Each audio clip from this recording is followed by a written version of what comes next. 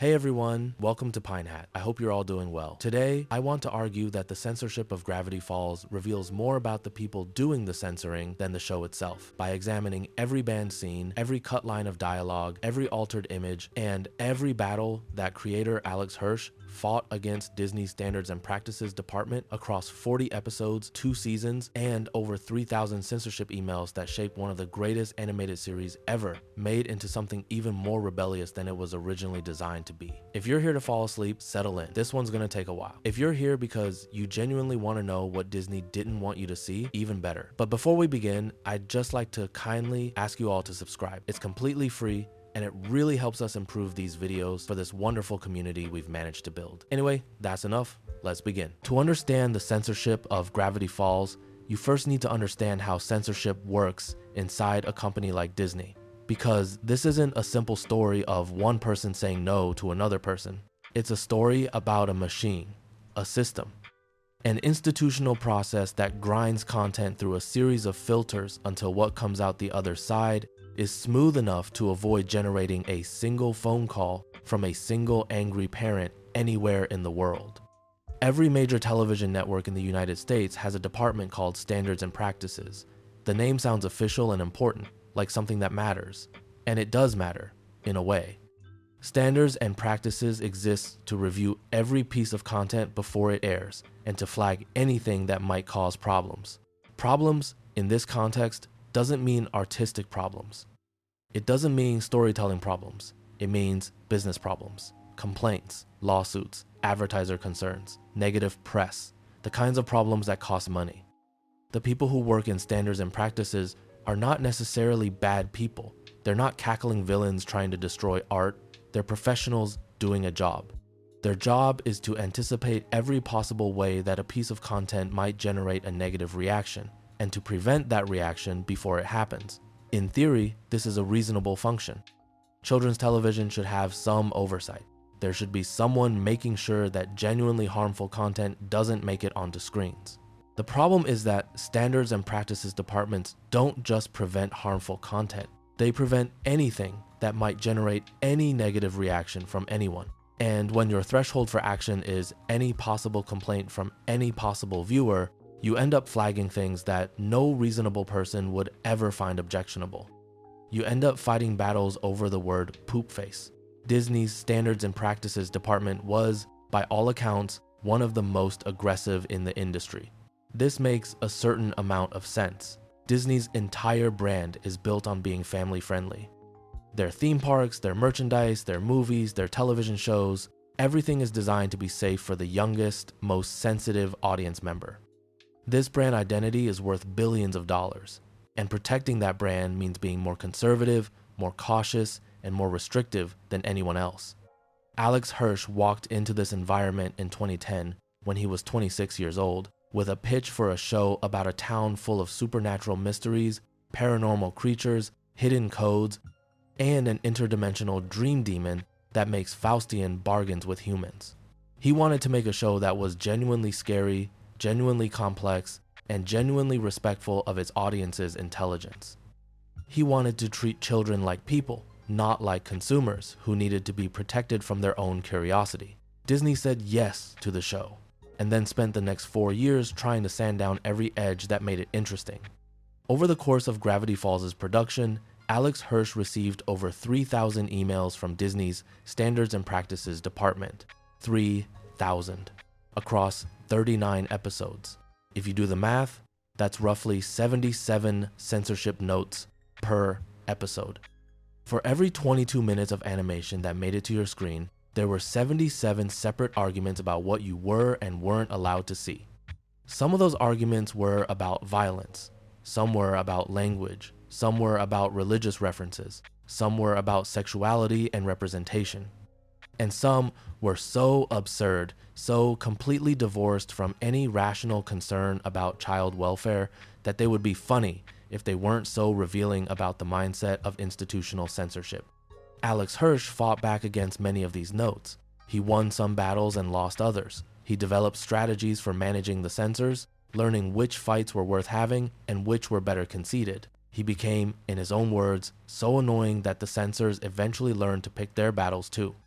Let me give you an example of how this strategic thinking worked, because it reveals Hirsch's intelligence as a producer, not just as a writer. Early in the show's run, Hirsch realized that standards and practices operated on a per-note basis. Each email addressed a specific concern. The censors didn't review the show holistically.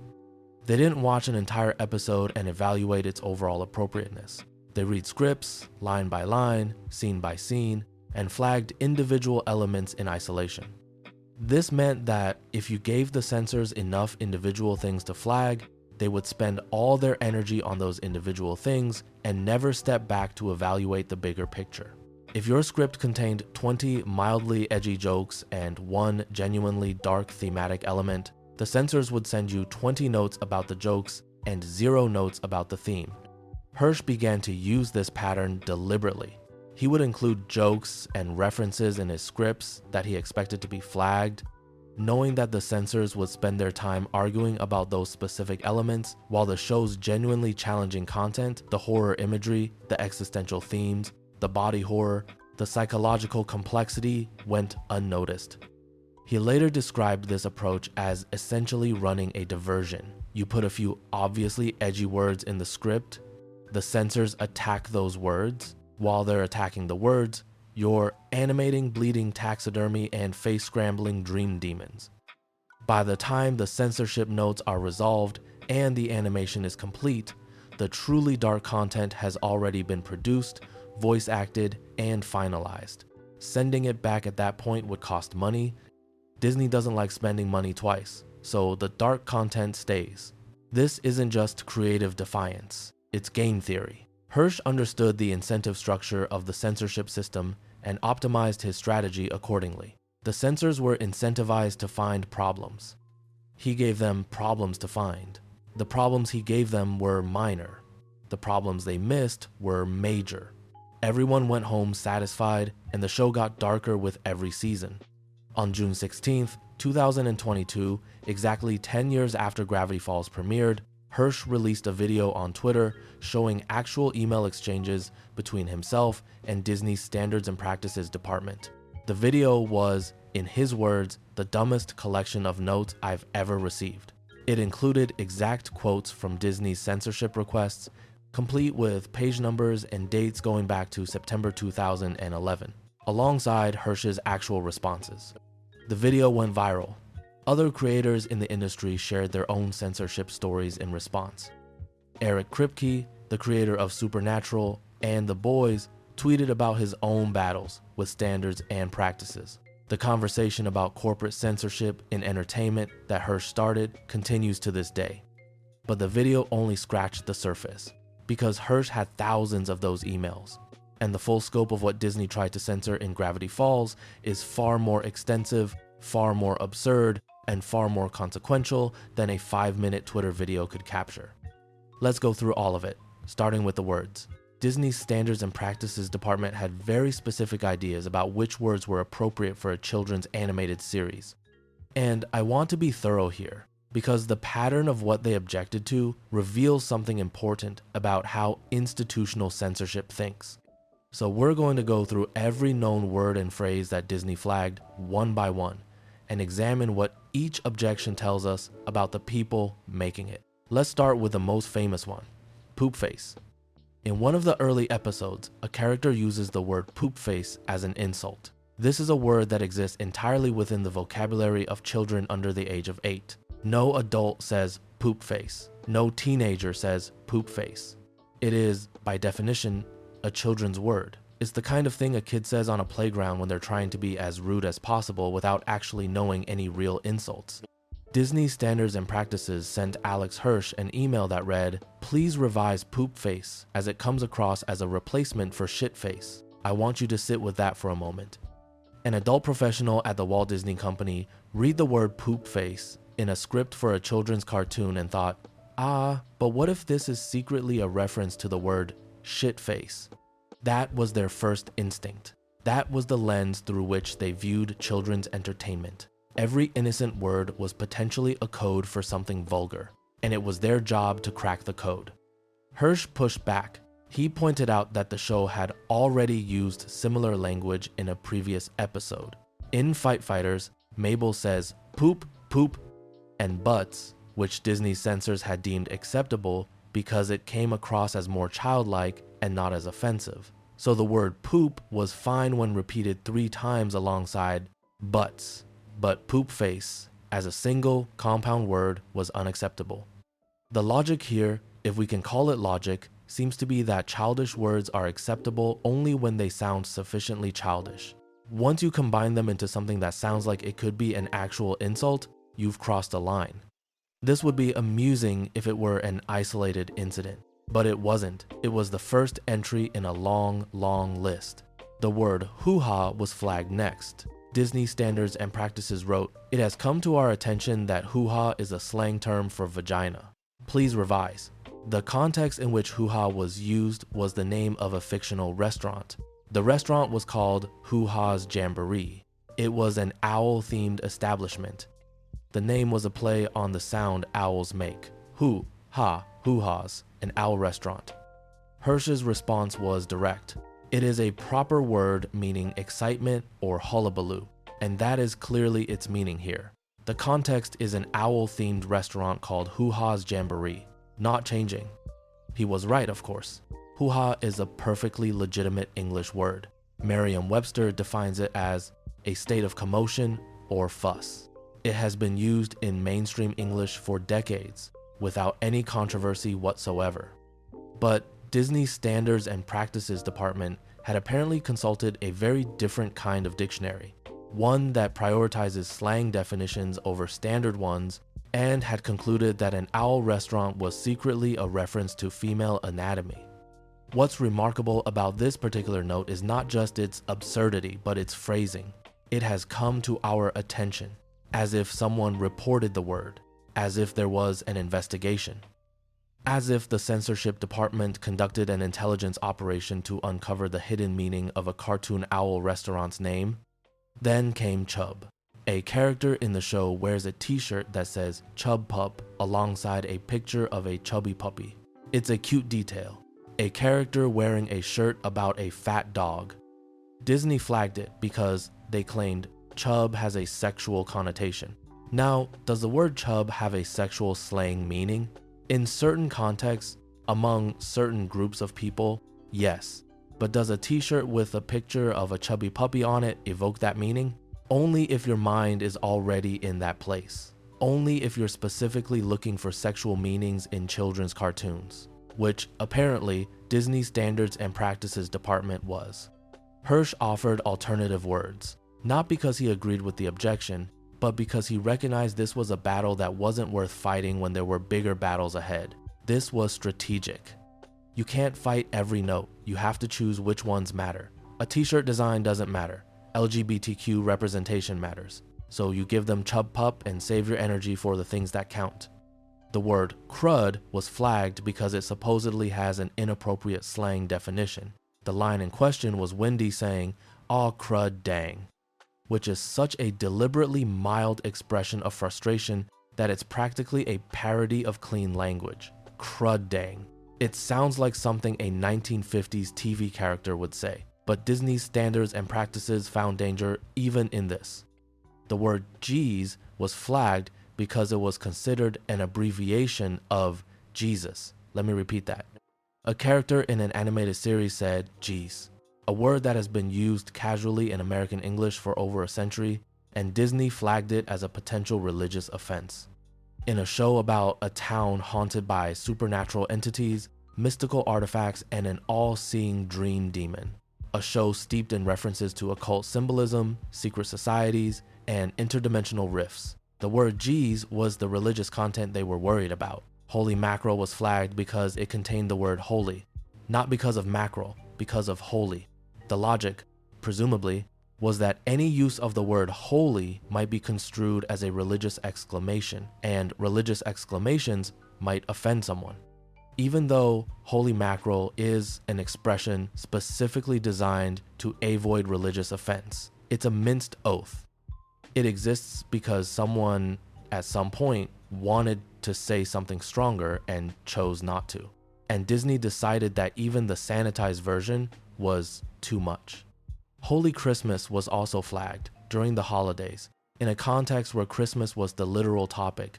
Disney was worried about the word holy being used in proximity to Christmas, which is a holiday that, last time I checked, Disney commercially exploits every single year across every single one of their platforms. The word Lucifer was flagged when it appeared in one episode. Disney requested that any mention of the devil, Satan, Lucifer, or similar names be removed, even in a Halloween or supernatural context. Hirsch pointed out the irony by referencing Mr. Toad's Wild Ride at Disneyland, a ride that literally ends with the character going to hell and being surrounded by demons with pitchforks.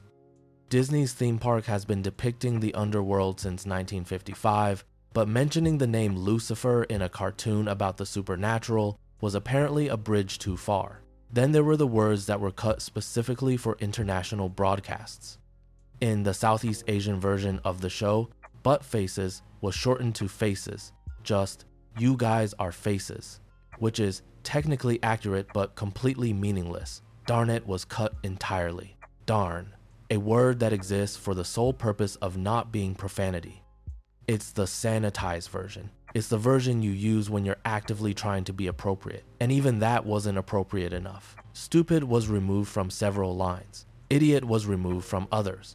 Yahoo survived in some lines, but idiots was cut from the same sentences. The logic behind which mild insults were acceptable and which weren't seemed to follow no discernible pattern. Suckers was cut, knucklehead was cut, dork was cut, creep was cut, poopheads was cut. Every word that a child might use to express frustration, annoyance, or mild disapproval was systematically removed from the dialogue, leaving characters who could describe their feelings only in the most anodyne terms possible. The most telling cut was Mabel's line, "You, I'd rather die, you creep," which was shortened to just "you." The reference to death was removed. The insult was removed. Mabel's entire emotional response to an unwanted situation was condensed into a single syllable. A character in a show about 12-year-olds facing genuine danger was not allowed to express the concept of preferring death to an unpleasant situation, even in the exaggerated, melodramatic way that 12-year-olds actually talk. Stan's line, "Kids, if I die, make sure I get a bigger tombstone than Ford," was changed to, "Kids, make sure I get a bigger tombstone than Ford." The reference to death was removed, but the reference to tombstones was kept, which means the censored version of the line has a character talking about tombstones for no apparent reason. If you haven't established that death is a possibility, why would you be discussing the relative sizes of gravestones? The word Lucifer was flagged in one episode, and this one deserves a full telling because it illustrates the double standard at the heart of Disney's approach to content regulation. In one of the episodes, a character mentions the name Lucifer. The context is supernatural. The show is about supernatural phenomena. Mentioning the name of a supernatural figure in a show about the supernatural is about as natural as mentioning water in a show about swimming, but Disney standards and practices immediately flagged it. Any mention of the devil, Satan, Lucifer, or any other name associated with the fallen angel was prohibited, even in a Halloween context, even in a spooky context, even in a show whose central villain is literally a dream demon who makes Faustian bargains with vulnerable humans. Hirsch's response was pointed. He asked Disney if they were aware that their own theme park, Disneyland, features an attraction called Mr. Toad's Wild Ride. This ride, which has been operating since 1955, ends with the character Mr. Toad literally going to hell. There are animatronic demons, there is fire, there is the visual representation of eternal damnation as a consequence of reckless driving. Children have been riding through a cartoon hell at Disneyland for nearly 70 years, and nobody at Disney has seen fit to close the attraction. But saying the name Lucifer in a cartoon? Absolutely not. Depicting hell visually in a theme park ride? That's fine. Mentioning the entity associated with hell in an animated show? That crosses a line. The visual depiction of damnation is a beloved family attraction. The verbal reference to the source of damnation is inappropriate content. Disney's response to Hirsch's observation about Mr. Toad's Wild Ride is not recorded. One suspects there wasn't a satisfying one. There were other religious concerns too. Holy Christmas was flagged. The word holy combined with Christmas was considered potentially offensive, despite the fact that Christmas is etymologically derived from Christ's Mass and is inherently a religious holiday that Disney monetizes aggressively every single year. You can buy a Christmas tree ornament of Mickey Mouse at the Disney store, but you cannot say Holy Christmas on a Disney cartoon. The word holy in Holy Mackerel was also flagged for similar reasons. And then there were the behavioral censorship notes. These weren't about words at all, but about actions that Disney considered inappropriate for children to see. A horse smoking a pipe was flagged. In a world where gnomes stack on top of each other to form a fake boyfriend, where a sentient dating sim murders its programmers, where a dream demon rearranges the furniture of reality itself, a horse with a pipe was the concerning visual. A basketball player throwing a chimpanzee through a basketball hoop was flagged. The specific concern isn't fully documented, but it was likely either about animal welfare or about the slapstick nature of the gag. Either way, it was a cartoon visual gag in a show that routinely depicted far more extreme physical comedy. A character's line about getting dumber every second was cut in some versions. Apparently, the concept of intelligence decreasing was not appropriate for children, even though the line was clearly a comedic exaggeration expressing frustration with a boring situation. Children themselves frequently claim that boring activities are making them dumber. It's a universal childhood experience. But Disney censors decided that even the concept of temporary cognitive decline was too much. Here's what all of these word-level censorship decisions reveal. They reveal a system that is fundamentally reactive rather than thoughtful. Each word was flagged based on its worst possible interpretation, regardless of context. Poopface was evaluated as if it were a code for profanity. Hoo-ha was evaluated as if it were anatomy. Holy was evaluated as if it were a prayer. No one in the censorship process was asking, would a child watching this show be harmed by hearing this word? They were asking, could someone somewhere, if they were looking for a reason to be offended, find one? And when your standard is, could someone be offended? The answer is always yes. Someone can always be offended by anything. The word faces could offend someone with prosopagnosia. The word EWW could offend someone who thinks children shouldn't express disgust. At a certain point, the pursuit of inoffensiveness becomes itself offensive because it reduces human expression to nothing. Alex Hirsch understood this. He wrote about it years later, saying that his question to Disney was always, why should we be held hostage to whatever imaginary knee-jerk career complainers who would conceivably go out of their way to be offended by this? It's a good question, and Disney never gave him a satisfying answer. Some censorship battles deserve their own chapter, not because they're the most consequential, but because they're the most revealing. And the story of the Gravity Falls limerick is one of the most perfectly absurd illustrations of how censorship creates the very thing it's trying to prevent. In the third episode of Gravity Falls, Headhunters, there's a scene involving the wax figures in the Mystery Shack. Among these figures is a wax William Shakespeare.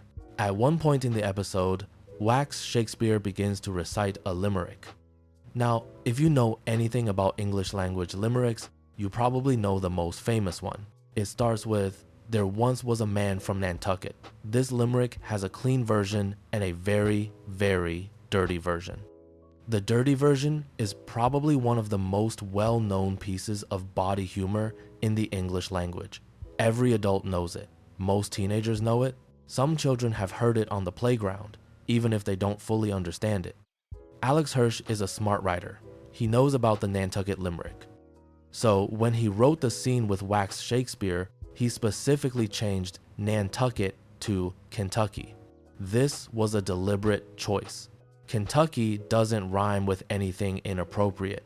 There is no dirty version of there once was a man from Kentucky. The word was chosen precisely because it's clean. The joke, as written, was that Shakespeare begins a limerick that sounds like it might be heading somewhere inappropriate, but gets interrupted before anything happens. The humor comes from the expectation, not from any actual dirty content. You, the viewer, think, oh, Is this going to be, and then the scene moves on. It's a wink to adult viewers over the heads of children, which is a time-honored tradition in children's entertainment dating back to Bugs Bunny. Disney's standards and practices didn't see it that way. They sent a note expressing concern that unsavory rhymes could be gleaned from the line. Hirsch pointed out, reasonably, that he had already changed the word specifically to prevent any such interpretation. There is no dirty limerick about Kentucky. He had done the censor's job for them. He had pre-censored the joke. But Disney didn't care about the actual content.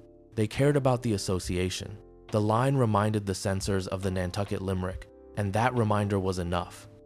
It didn't matter that the line itself was clean. The fact that it evoked the IDEA of a dirty limerick made it unacceptable. This is a fascinating piece of censorship logic. It's not about what's there, it's about what the censor's mind goes to. The problem wasn't in the script. The problem was in the head of the person reading the script. And instead of recognizing that their own association was the issue, the censors projected that association onto the audience and demanded the line be changed. After what must have been an exhausting exchange, a compromise was reached. Hirsch changed the line from "there once was a man from Kentucky" to "there once was a dude from Kentucky." That was it. Man became dude.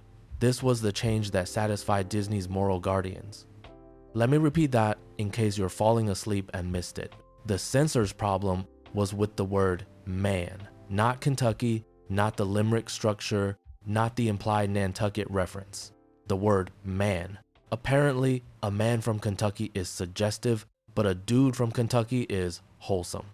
There is no rational explanation for why this change addressed Disney's concern. If the problem was the association with the Nantucket limerick, the word dude doesn't fix that.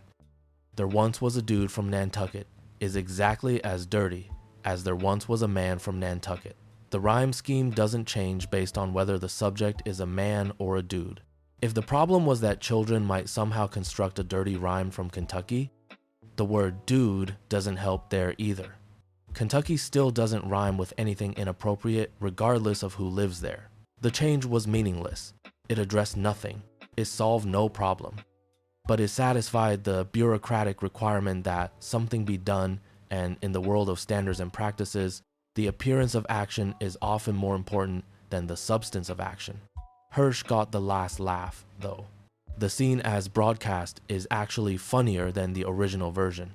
There once was a dude from Kentucky is inherently funnier than there once was a man from Kentucky because Shakespeare saying dude is a deliberate anachronism. The censorship made the joke better, which is, if you think about it, a pretty good metaphor for what happened to Gravity Falls as a whole. And here's the deeper irony. By making such a fuss about this limerick, Disney censors guaranteed that the story would be told and retold for years.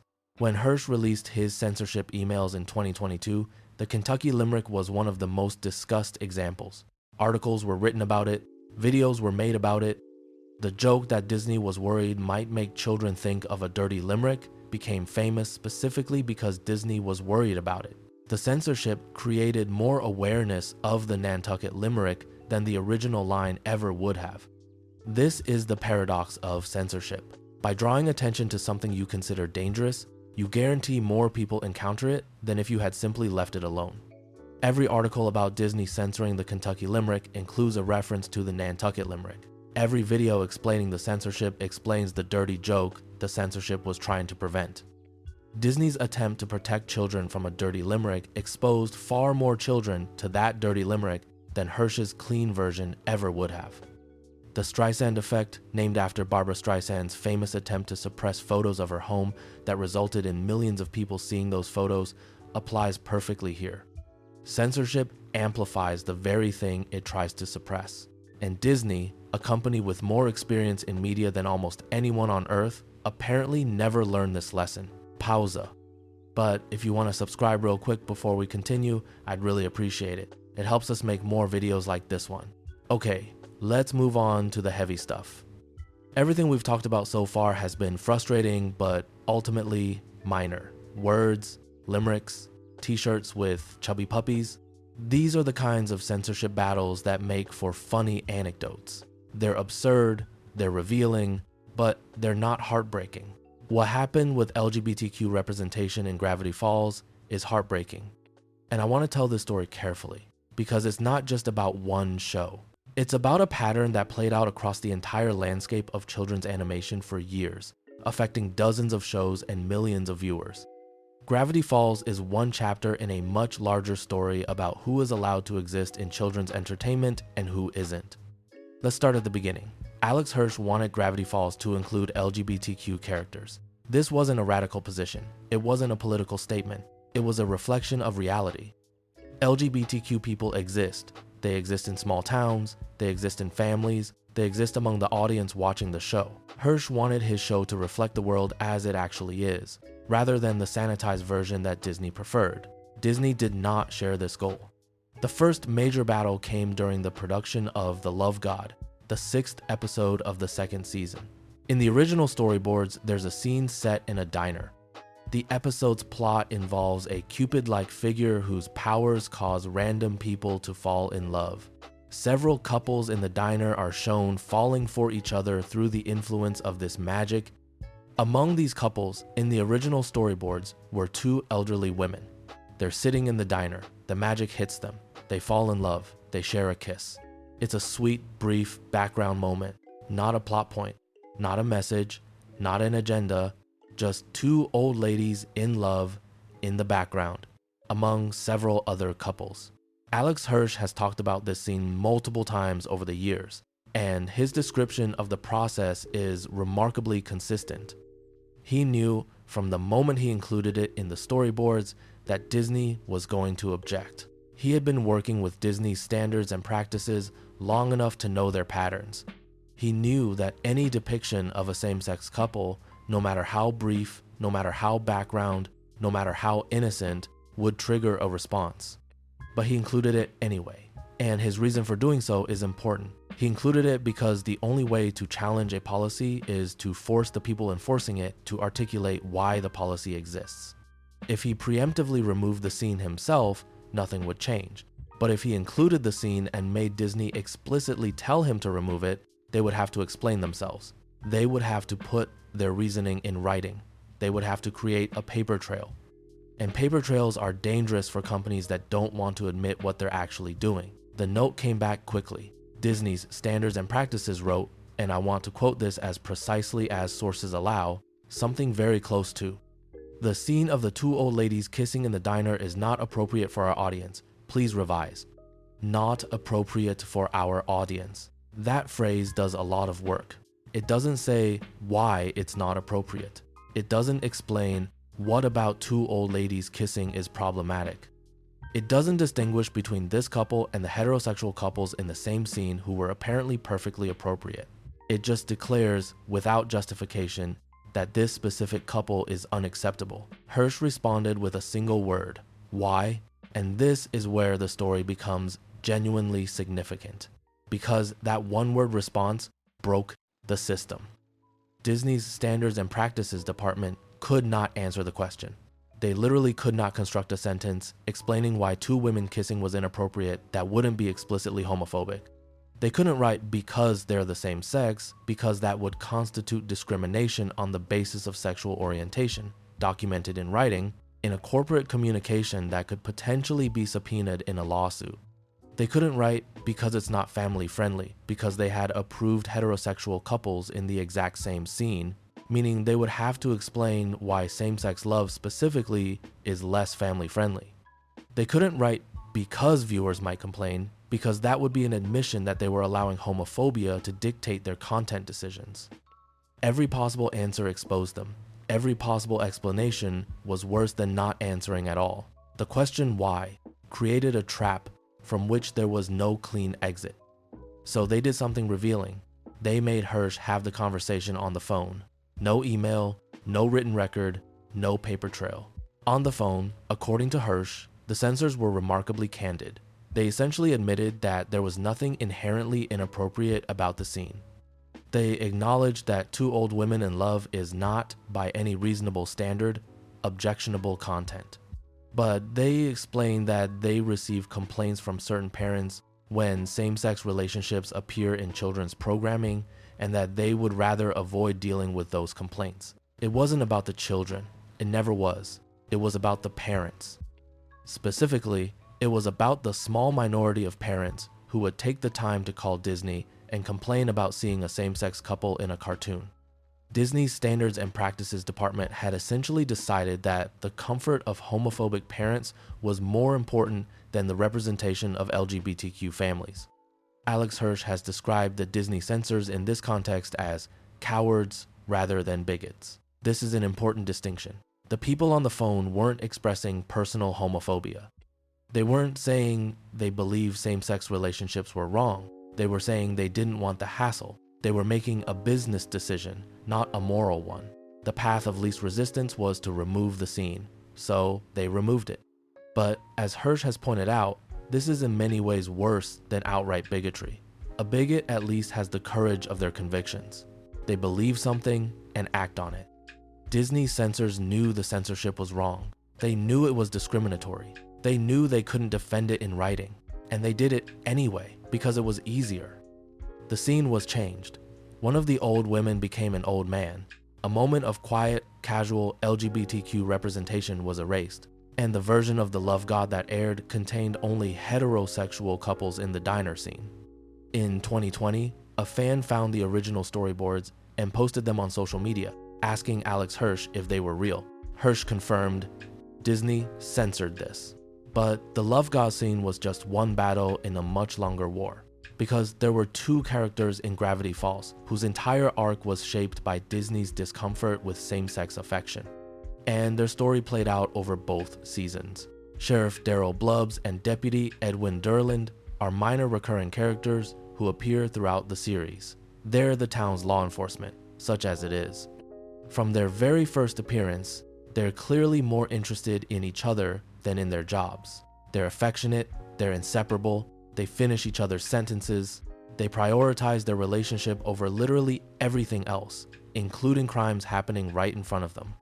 To anyone watching the show with adult eyes, Blubbs and Durland are obviously a couple. Their dynamic is romantic. Their interactions mirror those of an established couple. They're coded so clearly that missing it would require actively trying not to see it. Alex Hirsch intended this from the beginning. He wanted Blubbs and Durland to be a gay couple, not subtextually, not as a wink to adult viewers, actually, explicitly, a couple. But Disney would not allow this. The emails between Hirsch and Standards and Practices about Blubbs and Durland were ongoing throughout the series. They weren't a one-time conversation. Disney monitored the relationship across multiple episodes and sent notes whenever the affection between the two characters crossed some invisible line. One note that Hirsch later shared publicly read, "Please revise the action of Blubbs putting his arm around Durland. As noted in previous concerns, their affectionate relationship should remain comical versus flirtatious.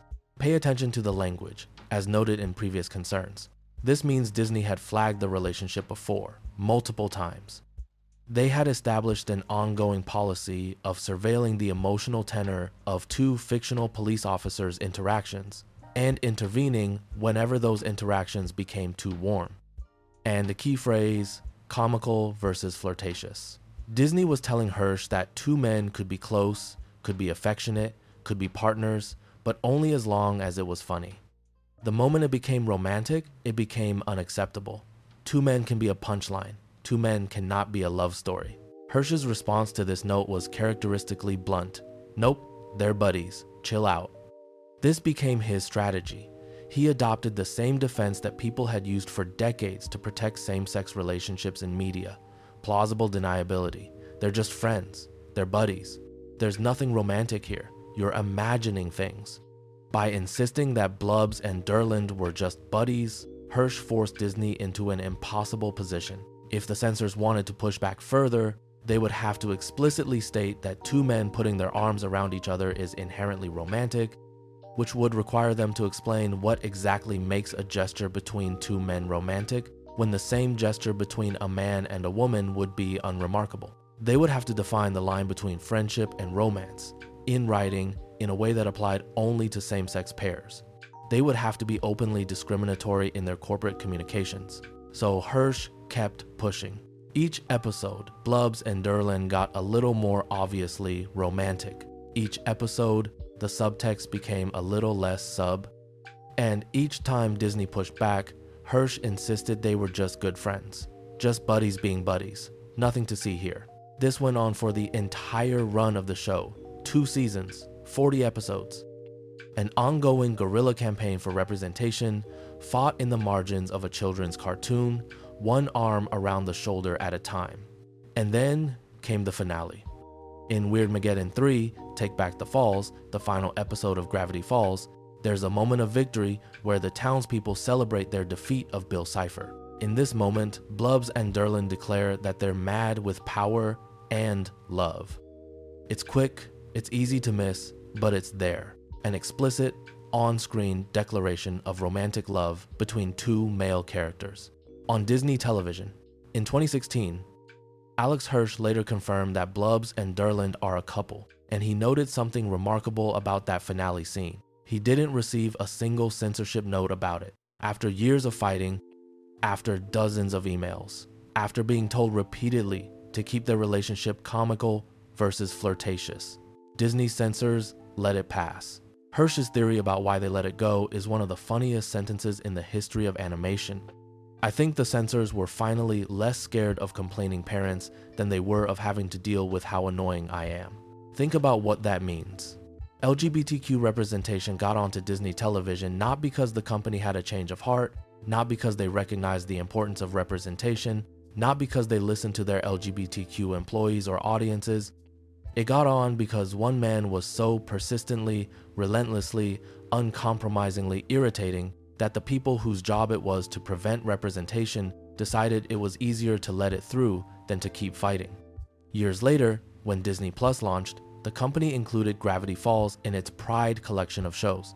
The same company that had fought Hirsch every step of the way was now using the representation he had to claw and scrape to include as a marketing tool during Pride Month. Alex Hirsch had things to say about this. In 2021, he posted on social media, "Disney privately, cut the gay scene. We might lose precious pennies from Russia and China." Disney publicly, "Honk honk, we put rainbow bumper sticker on Lightning McQueen today, consume our products, teens." And in another post, "Oh, totally, my comment was directed at Disney. I still have the email where Disney explicitly banned me from having LGBTQ characters in Gravity Falls. It's brain-breaking that years later they're trying to get pride points for this." He also called on other Disney creators to push back. To any creative at Disney TV, feature, publishing, or streaming, please mercilessly spam your execs with, "There's room for everyone under the rainbow. Next time they tell you to, please revise your LGBTQ+ character for not being Disney appropriate." The story of LGBTQ censorship in Gravity Falls is not unique to Gravity Falls. Rebecca Sugar fought similar battles to include LGBTQ relationships in Steven Universe on Cartoon Network. Noelle Stevenson pushed for representation in She-Ra on Netflix. And Alex Hirsch's own partner, Dana Terrace, fought to make the Owl House's protagonist explicitly bisexual on Disney Channel, a battle that succeeded but that many believe contributed to Disney not renewing the show for a full 3rd season. Each of these creators pushed against institutional resistance. Each of them was told, in various ways, that children's entertainment was not the place for LGBTQ representation. Each of them proved, through the success of their shows, that audiences wanted and valued that representation.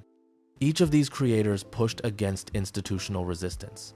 Each of them was told, in various ways, that children's entertainment was not the place for LGBTQ representation. Each of them proved, through the success of their shows, that audiences wanted and valued that representation. Let me tell you a bit more about each of these parallel battles, because they illuminate how widespread the problem was and how interconnected the solutions became. Rebecca Sugar, the creator of Steven Universe on Cartoon Network, fought for years to include a same-sex wedding in her show. When she succeeded in 2018, it was one of the first same-sex weddings depicted in a mainstream children's cartoon. But the path to that moment was long and painful. Sugar has talked about being told repeatedly that same-sex relationships were not appropriate for children's programming. She's talked about watching her show be censored in international markets, with romantic scenes between female characters being removed or altered. She's talked about the emotional toll of fighting for representation while simultaneously trying to tell a coherent story. Noelle Stevenson, who ran She-Ra and the Princesses of Power on Netflix, had more freedom because Netflix is a streaming service without the same advertiser pressures as traditional networks. But even she faced internal pushback about how explicit the show's queer content could be. The difference was that Netflix ultimately supported the representation, leading to a show that was openly, explicitly queer in ways that Disney would not have allowed at the time. And then there's Dana Terrace, who was Alex Hirsch's partner and who created The Owl House for Disney Channel. Terrace fought to make the show's protagonist, Luz, explicitly bisexual. She succeeded. The Owl House featured one of Disney Channel's first explicitly queer protagonists and one of the first same-sex kisses on Disney television. But the cost was high.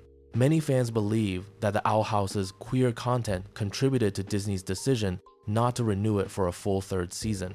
Instead of the standard 20-episode season, the show received a shortened third season of just 3 special episodes.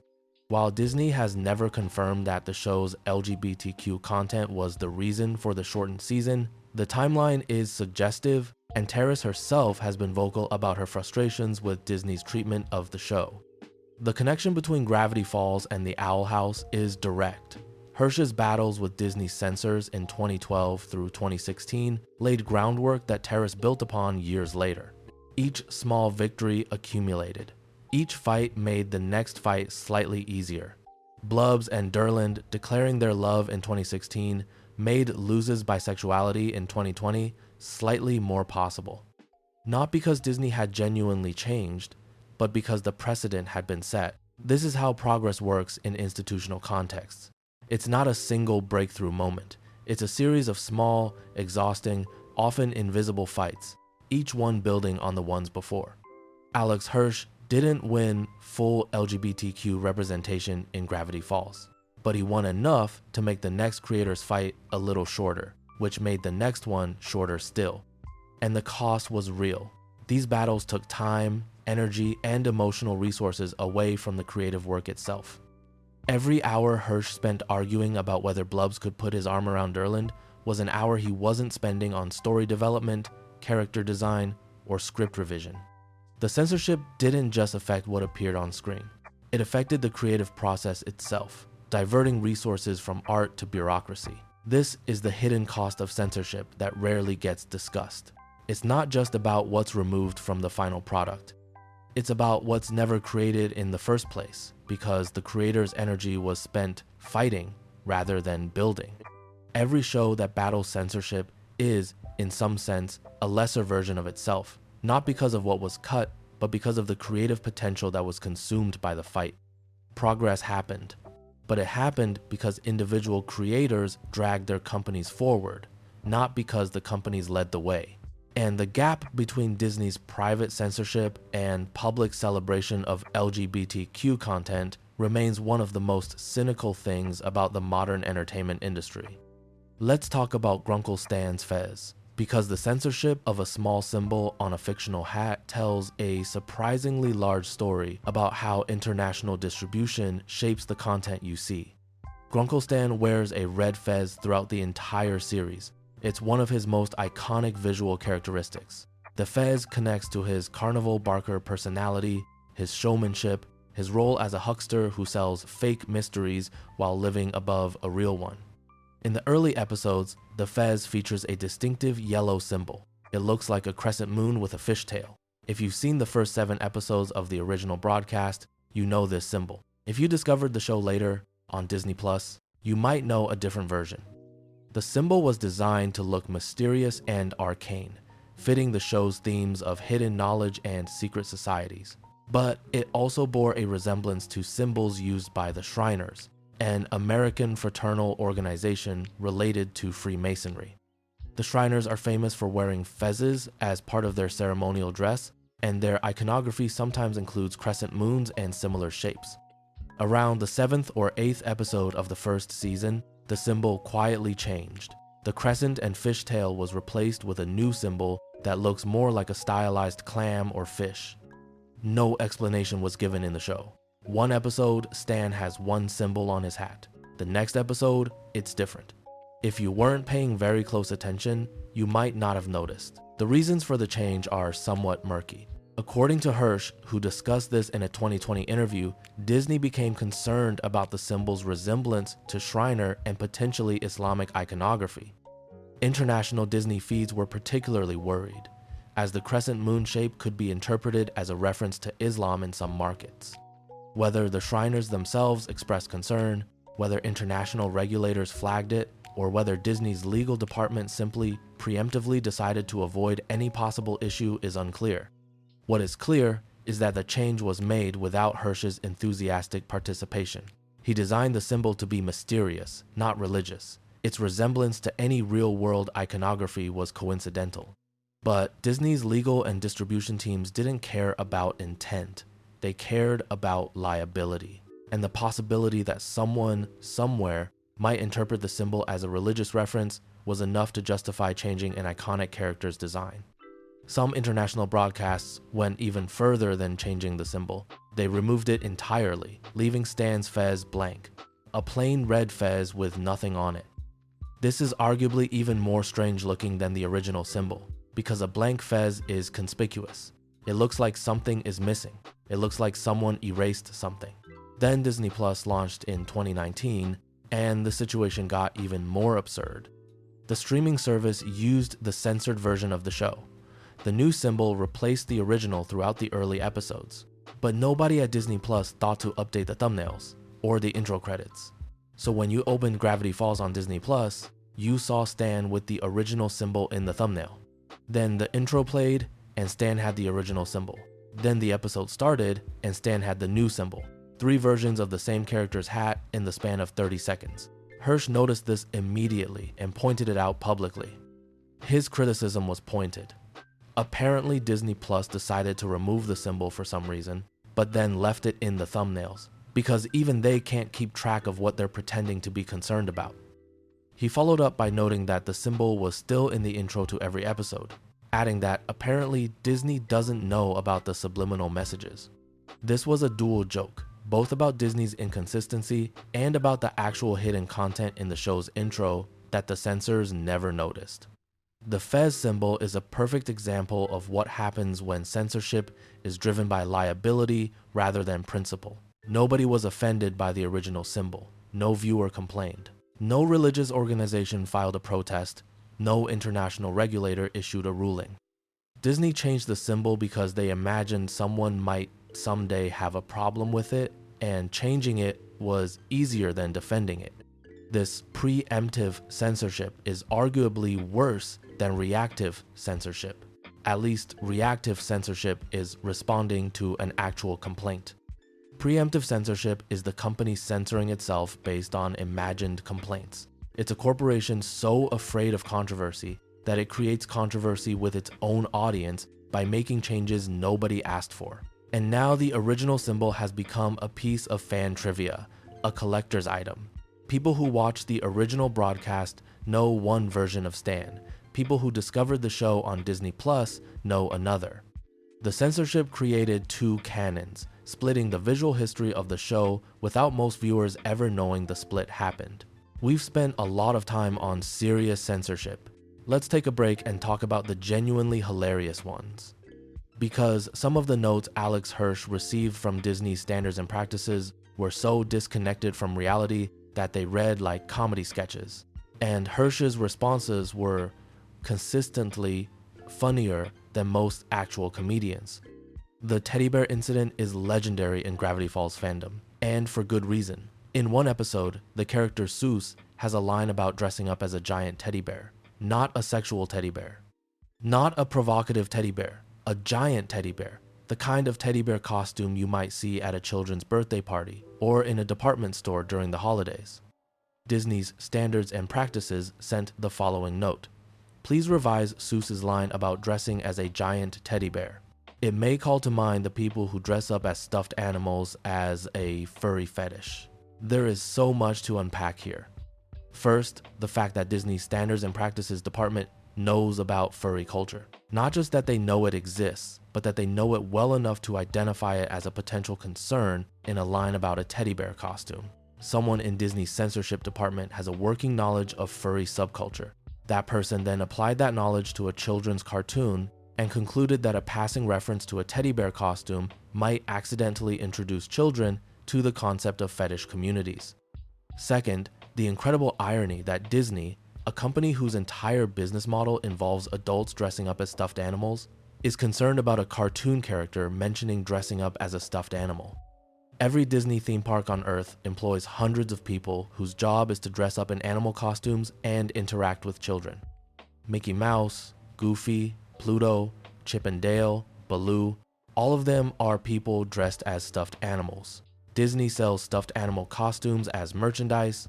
Disney has built a multi-billion-dollar empire on the concept of humans dressed as animals. But Sue's mentioning a teddy bear costume, that's the dangerous part. That's where furry culture begins. Not at Disney World, where adults in full-body animal suits hug your children for 10 hours a day, in a cartoon character's throwaway line. Hirsch's response was perfect. Do I even have to respond to this? Then he added, how is this my life? Both are valid responses. There was also a note about a scene involving a horse smoking a pipe. Disney objected. A horse smoking a pipe. In a show about gnomes, zombies, interdimensional portals, and a dream demon that possesses children, a horse with a pipe was the line they drew. The basketball chimp incident is less well documented, but equally absurd. Apparently, there was a gag involving a basketball player throwing a chimpanzee through a basketball hoop. Disney wanted it removed. The specific concern isn't recorded, but it was presumably either about animal welfare, the chimp being thrown, or about the implications of what sport was being played with the chimp as a ball. Either way, it was a visual gag in a cartoon show, not a documentary about animal cruelty.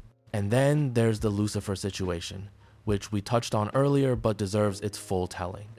In one of the episodes, a character mentions the name Lucifer, not in a worshipping context, not in a summoning ritual, just the name, used in passing, in a show about supernatural phenomena.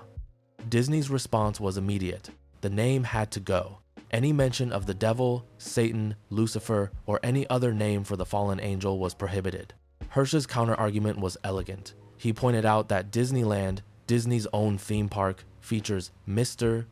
Toad's Wild Ride, an attraction based on the 1949 Disney film The Adventures of Ichabod and Mr. Toad. The ride ends with Mr. Toad literally going to hell. There are demon animatronics, there is fire, there is the concept of eternal damnation as a consequence of reckless driving. This has been a family attraction since 1955, delighting children for nearly 70 years. Disney can depict hell in a theme park ride, but can't mention Lucifer in a cartoon. Disney can show demons with pitchforks chasing Mr. Toad, but can't have a character reference the entity those demons theoretically work for. The disconnect is staggering. But the crown jewel of absurd censorship battles is the not S&P approved incident. And it's worth telling in full because it's one of the greatest acts of creative defiance in the history of censored media. In the Summerween episode, there's a scene where a party flyer is visible in the background. Originally, the flyer included the text, "Bottles will be spun," a reference to the party game Spin the Bottle. This is the kind of background detail that Hirsch loved to include, a small joke for observant viewers that most people would never notice. Disney noticed. Their concern was that "bottles will be spun" referenced Spin the Bottle, and Spin the Bottle involves kissing, and kissing is suggestive, and suggestive content is not appropriate for Disney's target audience. Never mind that Spin the Bottle is one of the most innocent party games in existence, a game that children have been playing at parties since before Disney existed. Never mind that the reference was a background detail on a party flyer that would be on screen for approximately 1 second. Disney wanted it gone. Hirsch agreed to remove the Spin the Bottle reference, but what he replaced it with was an act of genius. He changed the text on the flyer to read, "Not S&P approved." S&P. standards, and practices. He put the censor's own abbreviation on the party flyer. He was telling the audience, in plain text, on the actual show, that this content had been censored. He was documenting the censorship within the censored product. Disney's Standards and Practices Department caught the reference and sent another note. Please omit "not S&P approved" on the party flyer. Hirsch responded, I don't see what the problem with this is. And this is where it gets beautiful. Because what could Disney say?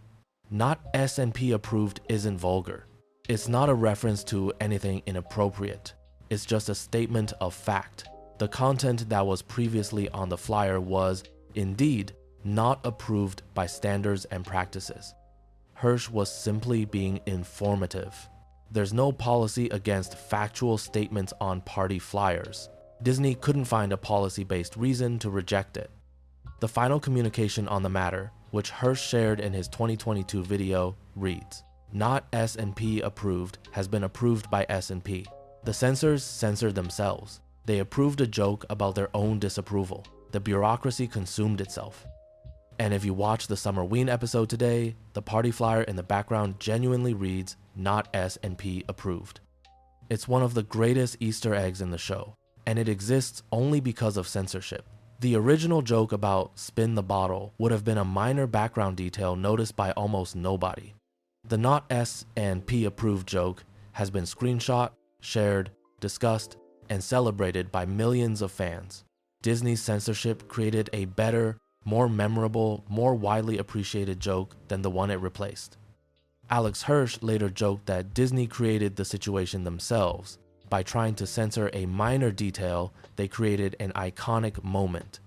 By trying to prevent a reference to "spin the bottle," they created a permanent, visible, in-show documentation of their own censorship practices. After the emails were released in 2022, Hirsch posted additional context. He said he had literally thousands of these exchanges, and that each one still haunts me. He described his time dealing with standards and practices as surreal, a daily exercise in debating adults about whether children could handle words like crud, while simultaneously producing episodes about zombie apocalypses and interdimensional chaos. And he summed up his philosophy in a single tweet. It wasn't a war against Disney, it was a war for Disney. I wanted to make them a hit show, even if I had to drag them to success kicking and screaming. So far, we've talked about the censorship that happened in the United States between Alex Hirsch and Disney's Standards and Practices Department. But there's an entirely separate layer of censorship that most American viewers never knew about: the international cuts.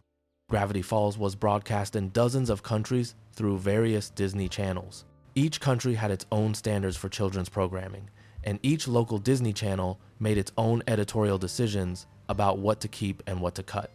The result was a kaleidoscope of different versions of the same show, with each country's audiences seeing a slightly different Gravity Falls depending on where they lived.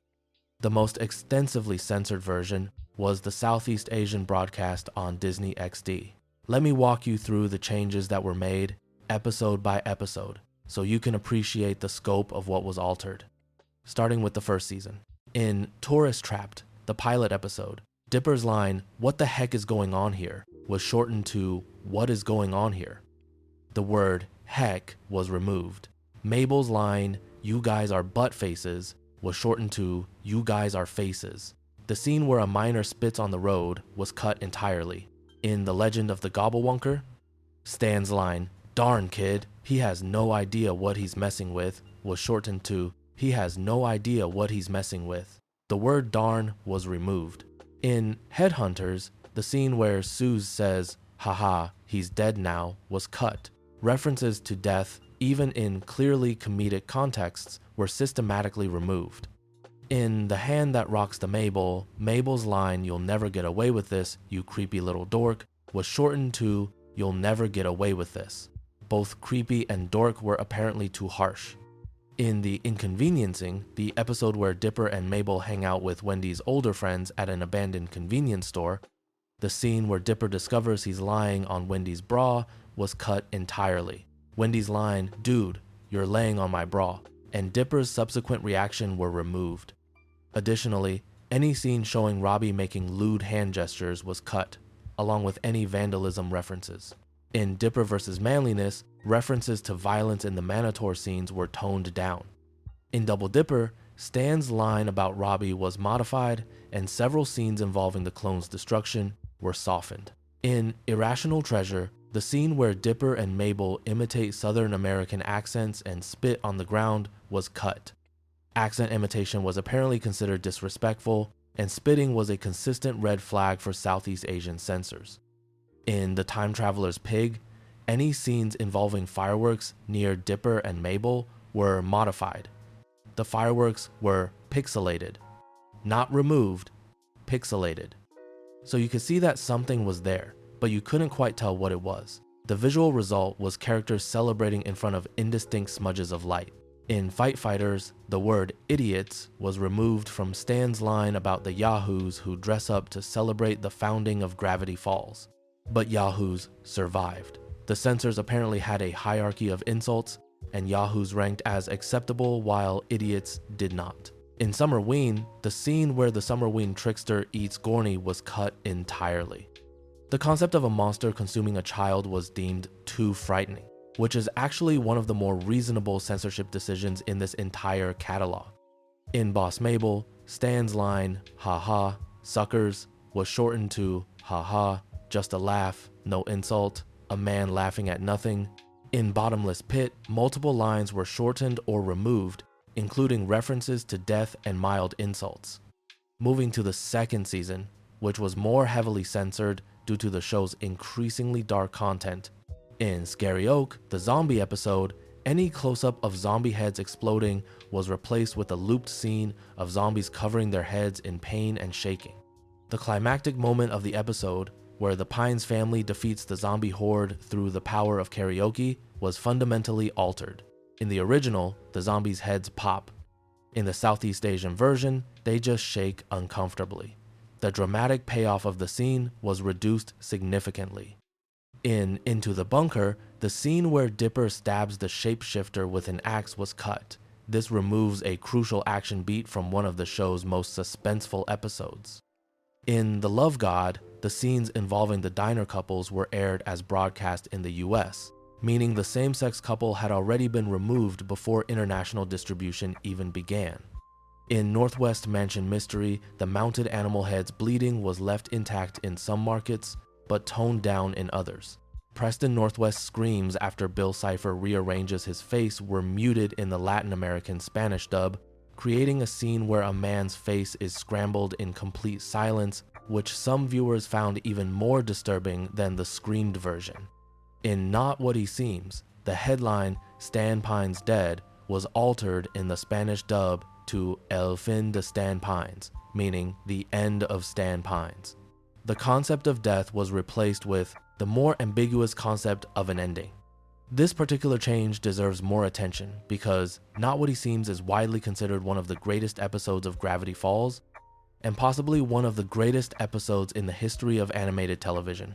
It's the episode where everything changes. The episode where Stan's secrets are finally revealed. The episode where the twins have to choose whether to trust their Grunkle or the evidence that suggests he's been lying to them their whole lives.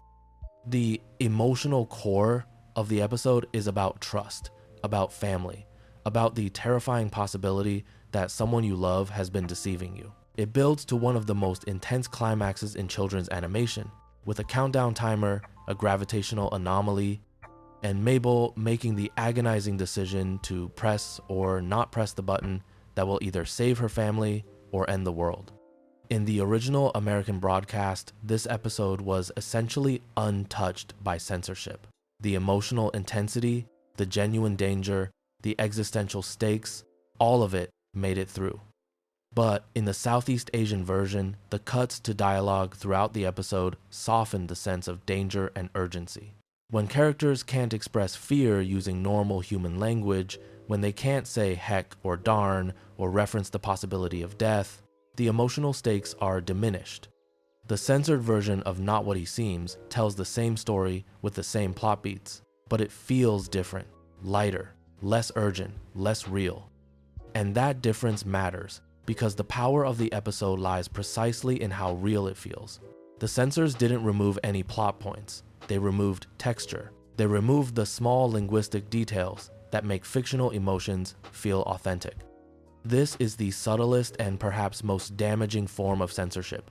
Not cutting scenes, not changing storylines, just quietly, systematically removing the texture of reality from a show that drew its power from feeling real. In The Censoring Candidate, Stan's line, "Kids, if I die, make sure I get a bigger tombstone than Ford," was changed to remove the reference to dying. In The Love God and several other episodes, Mabel donating blood was cut. The sight of blood donation was apparently too graphic for children who, in the same series, watch a dream demon turn people into statues. Throughout both seasons, any scene where a character says, "I swear," was muted or cut. Even when "I swear" was being used in its conversational sense rather than as an oath or a curse, the censors removed it. The cumulative effect of all these cuts was a significantly different show. The Southeast Asian version of Gravity Falls was shorter, lighter, less funny, and less emotionally honest than the American version. Characters couldn't express frustration.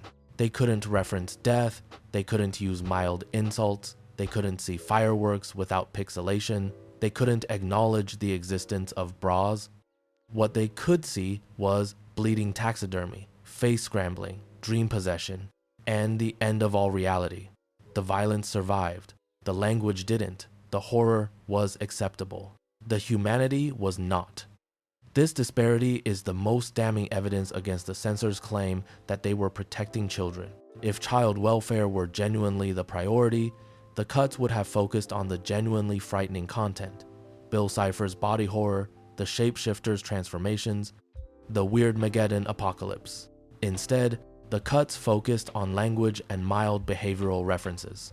The censors were protecting children from the word heck, while showing them nightmare creatures made of contorted human body parts. The priorities were backwards, and the children watching knew it. Kids can handle hearing the word crud. They might actually need help processing a scene where a character's face is rearranged by a demonic entity. But the system was set up to police the former while approving the latter. While most countries simply edited Gravity Falls for their local sensibilities, one country went much further. In June 2017, the Kenya Film Classification Board banned the series entirely. But to understand this ban, you need to understand the context, because Gravity Falls wasn't singled out. It was part of a much larger sweep. In June 2017, the Kenya Film Classification Board went on what can only be described as a cartoon censorship spree.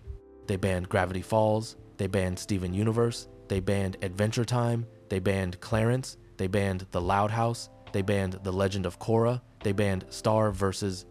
The Forces of Evil. 7 animated series across 3 networks, Disney XD, Cartoon Network, and Nickelodeon, banned simultaneously. The stated reason for the ban was that these programs were glorifying homosexual behavior to children. The KFCB issued a statement saying that, following complaints from the public, they had found that the programs contained content that was inappropriate for young viewers. For Gravity Falls specifically, the ban was likely related to the relationship between Sheriff Blubbs and Deputy Durland, the very same representation that Alex Hirsch had spent years fighting to include.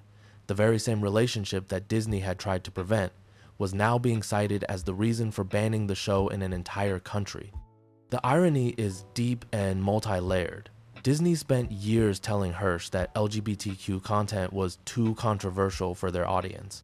Kenya banned the show because it contained LGBTQ content that Disney had tried to remove. And years later, Disney would include the show in its Pride collection, celebrating the same representation that both they and Kenya had tried to suppress. The same show, the same content, censored by Disney for being too gay, banned by Kenya for being too gay, celebrated by Disney for being gay enough to market during Pride Month. The show didn't change. So, the people looking at it changed. MultiChoice, the company that operates the DSTV pay television network across Africa, agreed to comply with the ban.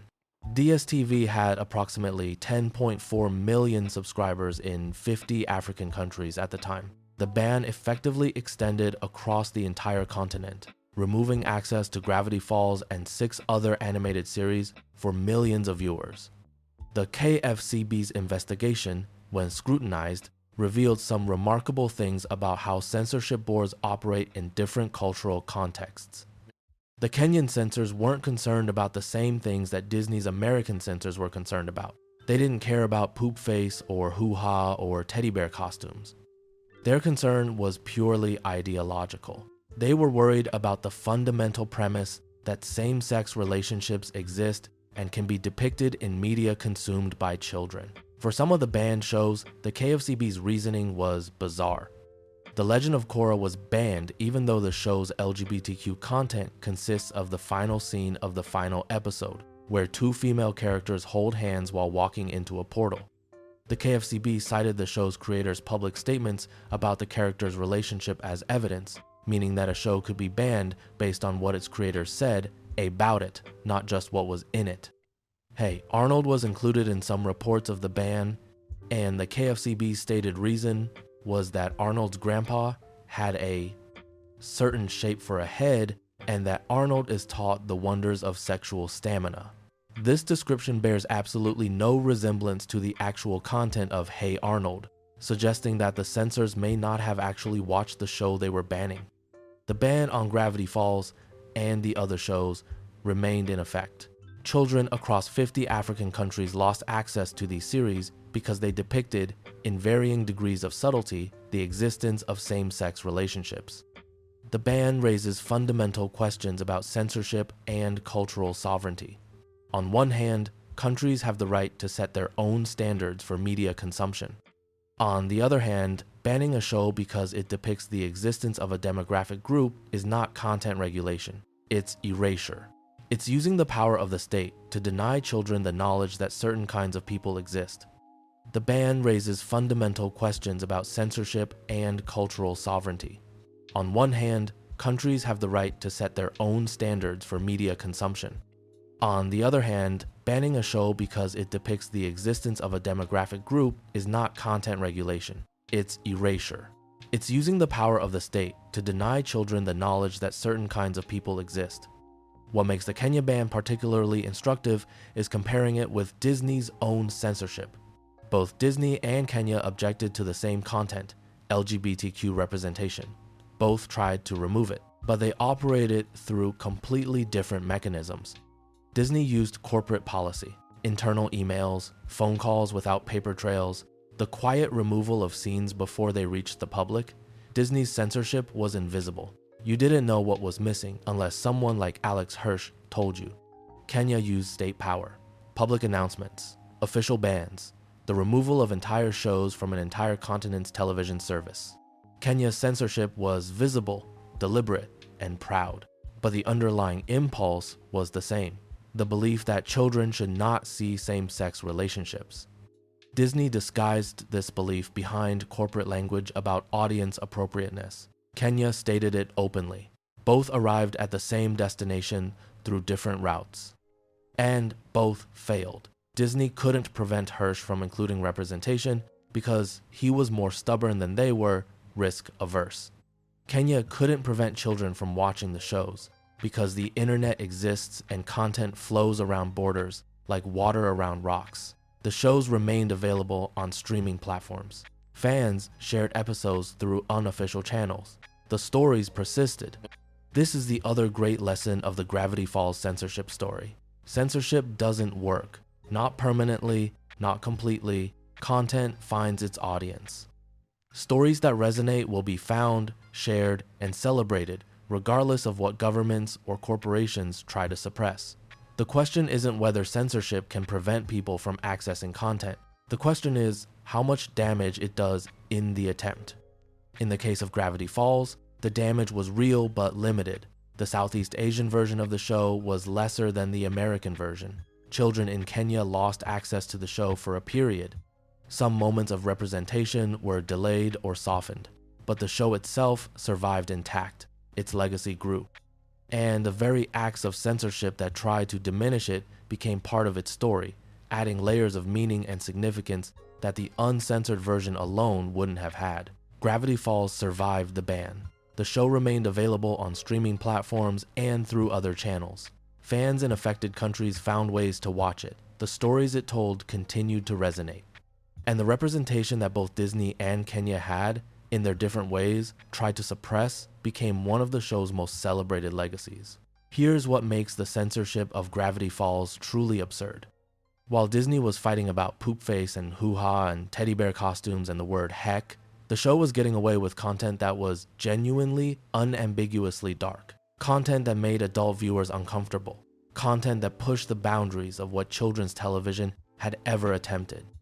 And nobody in standards and practices seemed to notice. Let me walk you through the darkest content that survived censorship in Gravity Falls, because the contrast between what was flagged and what was approved is the most damning indictment of Disney's censorship priorities. Northwest Mansion Mystery, Season 2, Episode 10. This episode contains a sequence where Dipper investigates a haunting in the Northwest family mansion. During his investigation, the mounted trophy animal heads on the walls come to life. They begin to bleed from their eyes and mouths. Not abstractly, not metaphorically. Thick, red, viscous liquid drips from the glass eyes and open mouths of taxidermy deer, moose, and bears while they chant in unison, "Ancient sins, ancient sins." This is one of the most disturbing sequences in any animated children's show of the past 2 decades. It's a direct visual reference to The Shining, one of the most famous horror films ever made. The bleeding walls, the chanting, the possessed objects, it's straight from the horror genre, adapted only slightly for a younger audience. The same episode features a giant flaming skeleton hand reaching out of a fireplace to grab characters. It features the ghost of a lumberjack who was wronged by the Northwest family, turning party guests into wooden statues. It features genuine gothic horror atmosphere sustained over an entire 11-minute segment. This all aired on Disney XD, with a TVY 7 rating, for children aged 7 and older, while Poop Face was too controversial. Scary Oak, Season 2, Episode 1. The Season 2 premiere features an actual zombie attack on the Mystery Shack. These aren't cute, cartoonish zombies. They're threatening, relentless, and genuinely frightening. They claw at the windows, they break through barriers, they chase the main characters through darkened hallways.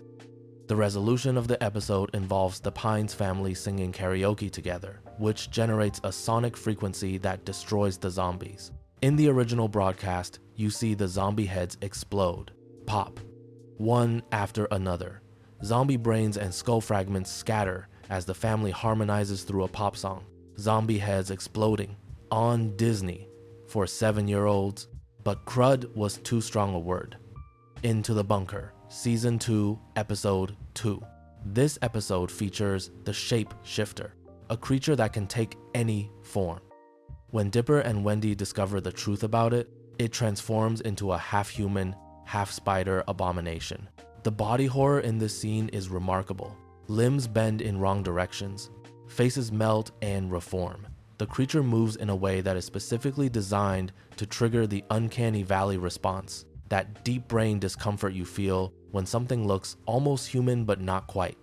The shapeshifter's transformations are influenced by John Carpenter's The Thing, one of the most iconic body horror films in cinema history. The reference is not subtle.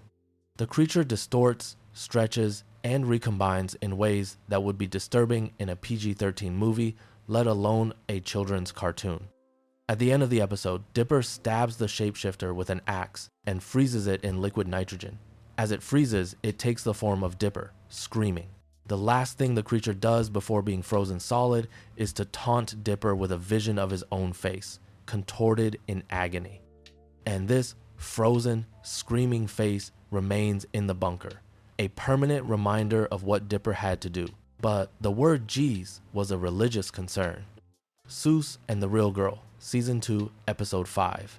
This episode introduces Giffany, a sentient dating sim character who becomes obsessed with Seuss. She's a parody of yandere characters from Japanese anime, taken to its logical, horrifying extreme. Giffany casually tells Seuss that when her programmers tried to delete her, she killed them. She says this with a smile. She says it like it's a fun fact about herself. 3 human beings are dead because of this character, and she considers it a cute anecdote. Later, Giffany possesses the animatronics at a pizza restaurant, a direct reference to Five Nights at Freddy's. The possessed animatronics threaten to eat their faces like pizza. The entire final act of the episode is a horror sequence in which a malevolent AI attacks the main characters through mechanical bodies in a children's entertainment venue. But Sue's mentioning a teddy bear costume might make people think about furries.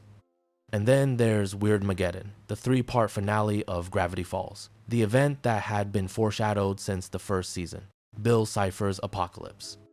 During Weirdmageddon, Bill Cipher achieves physical form and invades the real world. He brings with him creatures from the nightmare realm, each one more disturbing than the last. There's an eyeball bat creature, there's a being made entirely of teeth, there's a geometric horror that defies description, there's Pyronica, a flame creature.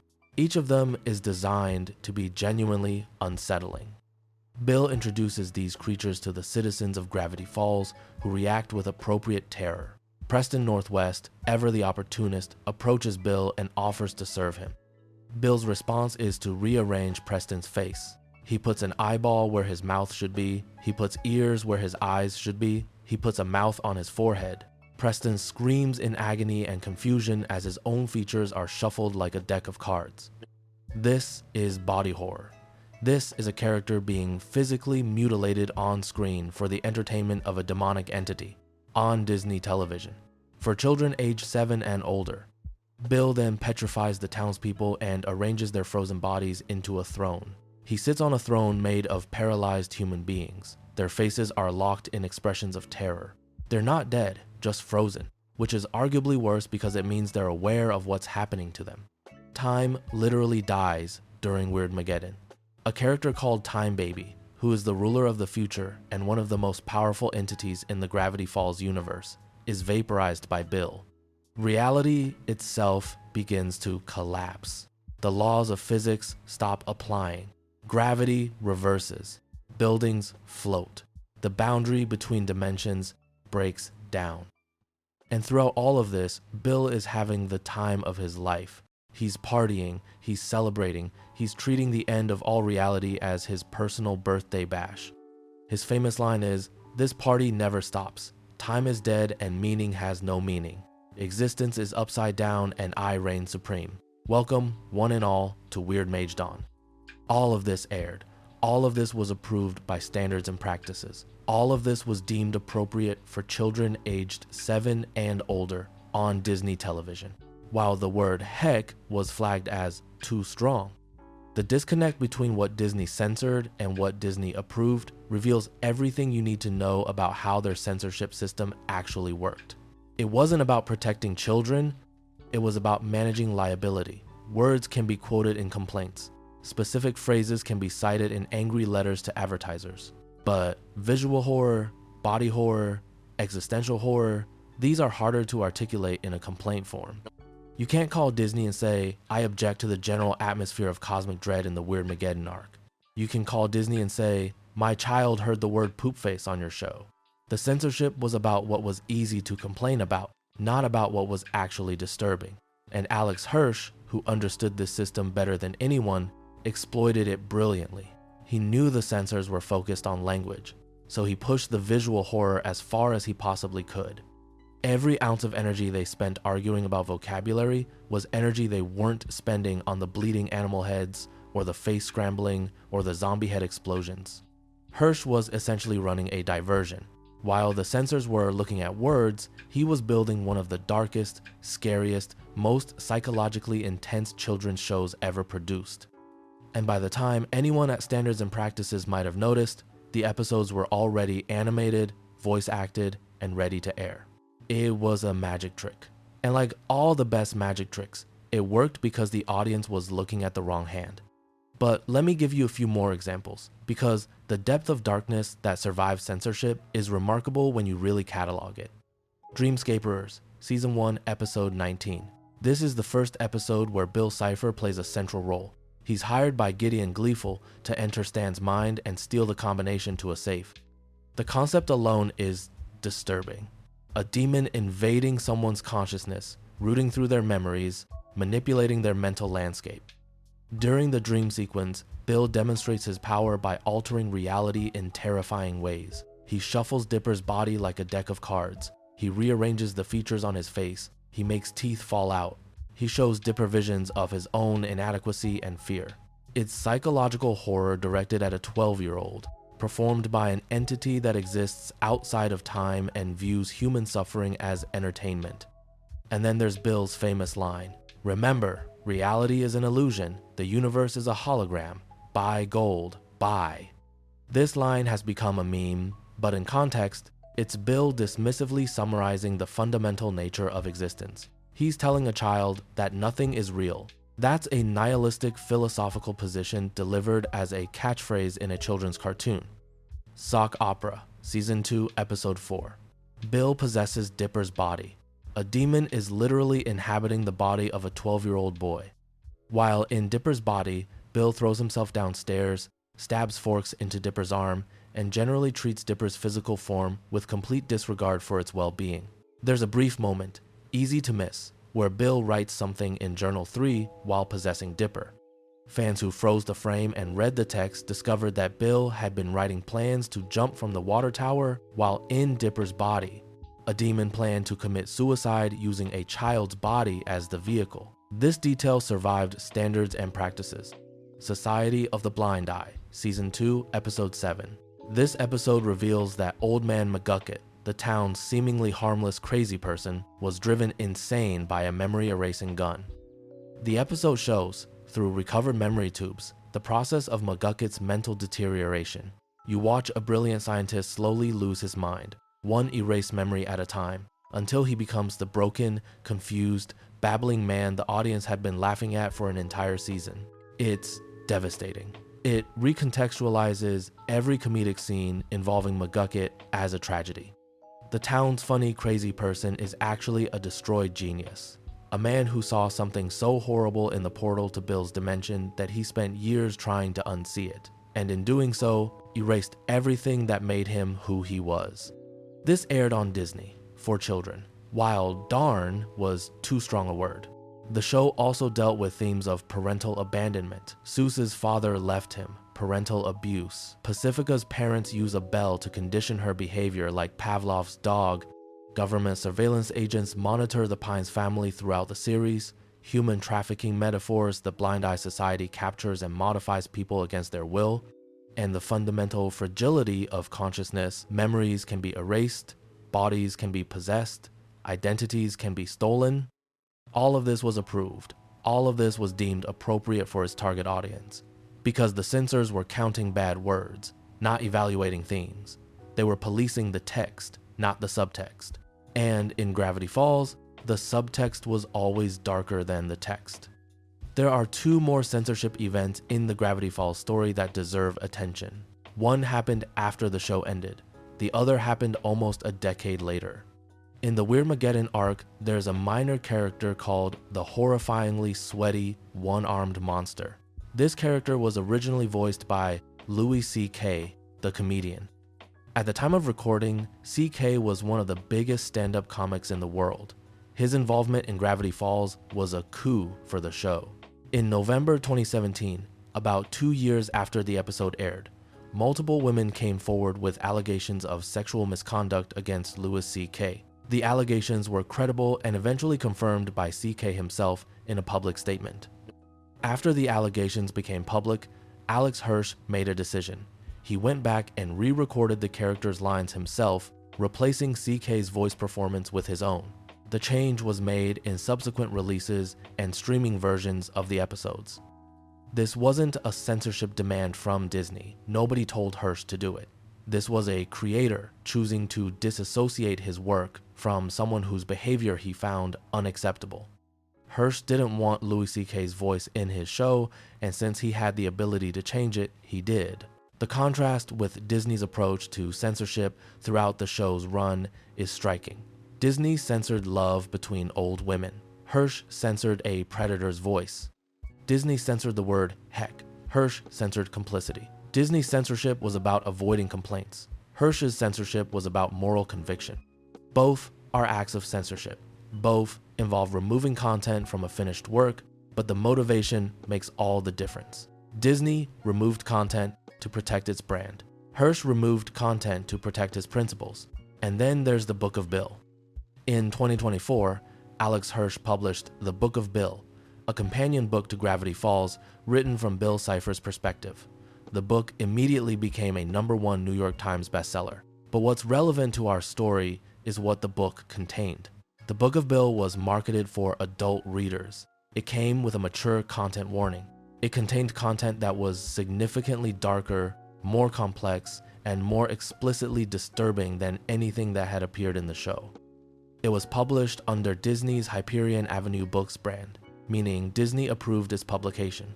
The same company that wouldn't let a children's cartoon say poop face published a book about a dream demon that discusses cults, the meaning of death, tricks for cheating, mortality, and provides step-by-step guides for summoning rituals.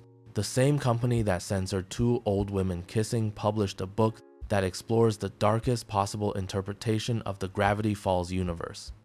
And hidden within the Book of Bill's pages were coded messages and puzzles that fans began decoding immediately after publication. One decoded message revealed what Old Man McGucket actually said in his famous censored swearing scene. In the show, McGucket appears to curse, but the actual words are scrambled and unintelligible. The Book of Bill revealed through a cipher that what he actually said was, "Oh, Disney." Even in a book published by Disney years after the show ended, Alex Hirsch was still finding ways to comment on the censorship he experienced. The scrambled swear word was never actually profanity. It was the name of the company that censored it. The Book of Bill also contained a hidden URL and password that led to a website with a countdown timer kicking off an elaborate alternate reality game that engaged fans worldwide. This ARG, which involved real-world scavenger hunts, hidden clues in the physical book, and collaborative puzzle solving across multiple platforms, was exactly the kind of interactive mystery experience that Gravity Falls had always promised. And here's what's remarkable. The Book of Bill pushed boundaries that the show never could. It contained content that Disney's standards and practices would have rejected instantly during the show's run. It discussed cults, including a parody of Scientology called Cyphertology. It included moral dilemmas about death and sacrifice. It featured content dark enough to warrant a mature content warning label. Disney approved all of it. The same company that fought Alex Hirsch over Poopface published a book about summoning rituals and demonic philosophy. The difference? The Book of Bill was published under Disney's Hyperion Avenue Books imprint, which targets adult readers. It wasn't a children's product. And without the children's product designation, the censorship machine had no jurisdiction. This reveals something crucial about how corporate censorship works. It's not about the content itself. It's about the label on the content. The exact same creative vision that was deemed too dangerous for Disney Channel was perfectly acceptable for Disney's book publishing division. The ideas didn't change. The audience designation changed. And once the audience was labeled adult instead of children, everything became permissible. The standards that Disney applied to Gravity Falls, the television show, were never about protecting children from harmful content. They were about protecting the children's television brand from association with anything that might make the brand seem less safe, less wholesome, less Disney. The content itself was always fine. It was the context that made it dangerous. You couldn't write a more perfect ending to the censorship story if you tried. There are 2 more censorship events in the Gravity Falls story that deserve attention. One happened after the show ended. The other happened almost a decade later. In the Weirdmageddon arc, there's a minor character called the horrifyingly sweaty one-armed monster. This character was originally voiced by Louis C.K., the comedian. At the time of recording, C.K. was one of the biggest stand-up comics in the world. His involvement in Gravity Falls was a coup for the show. In November 2017, about 2 years after the episode aired, multiple women came forward with allegations of sexual misconduct against Louis C.K.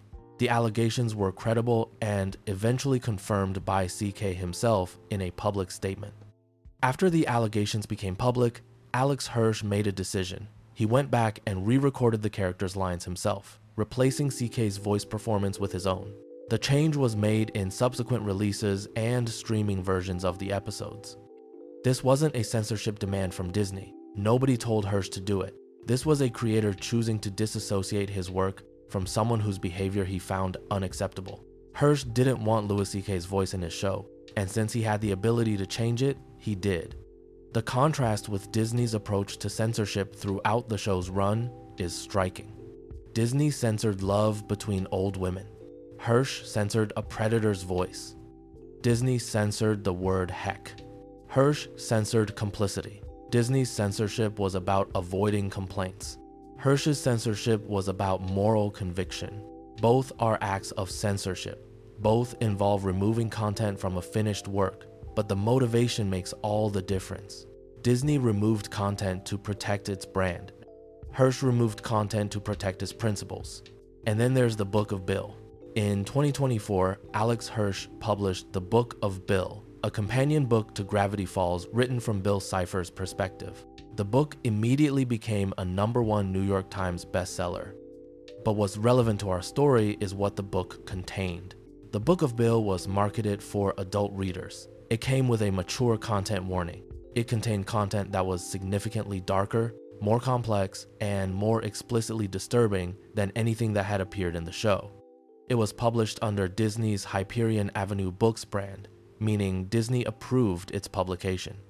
The same company that wouldn't let a children's cartoon say poop face published a book about a dream demon that discusses cults, the meaning of death, tricks for cheating mortality, and provides step-by-step guides for summoning rituals. The same company that censored 2 old women kissing published a book that explores the darkest possible interpretation of the Gravity Falls universe.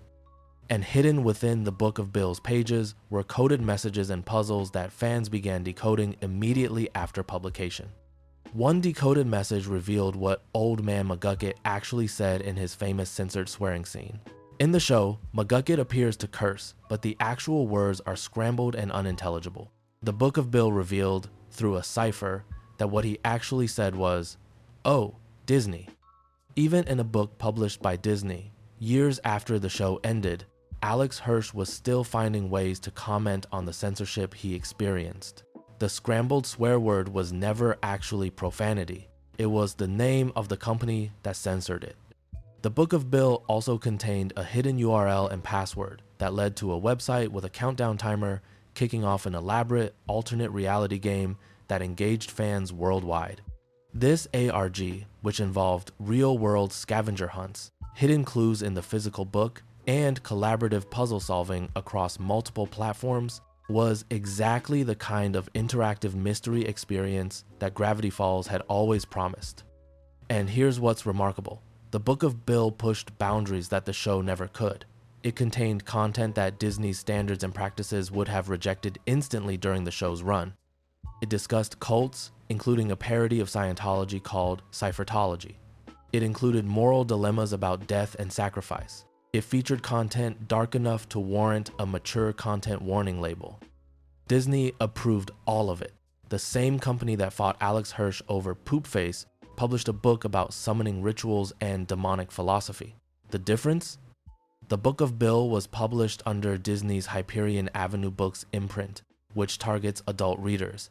It wasn't a children's product, and without the children's product designation, the censorship machine had no jurisdiction.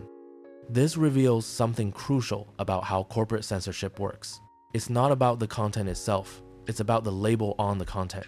The exact same creative vision that was deemed too dangerous for Disney Channel was perfectly acceptable for Disney's book publishing division. The ideas didn't change. The audience designation changed. And once the audience was labeled adult instead of children, everything became permissible. The standards that Disney applied to Gravity Falls, the television show, were never about protecting children from harmful content.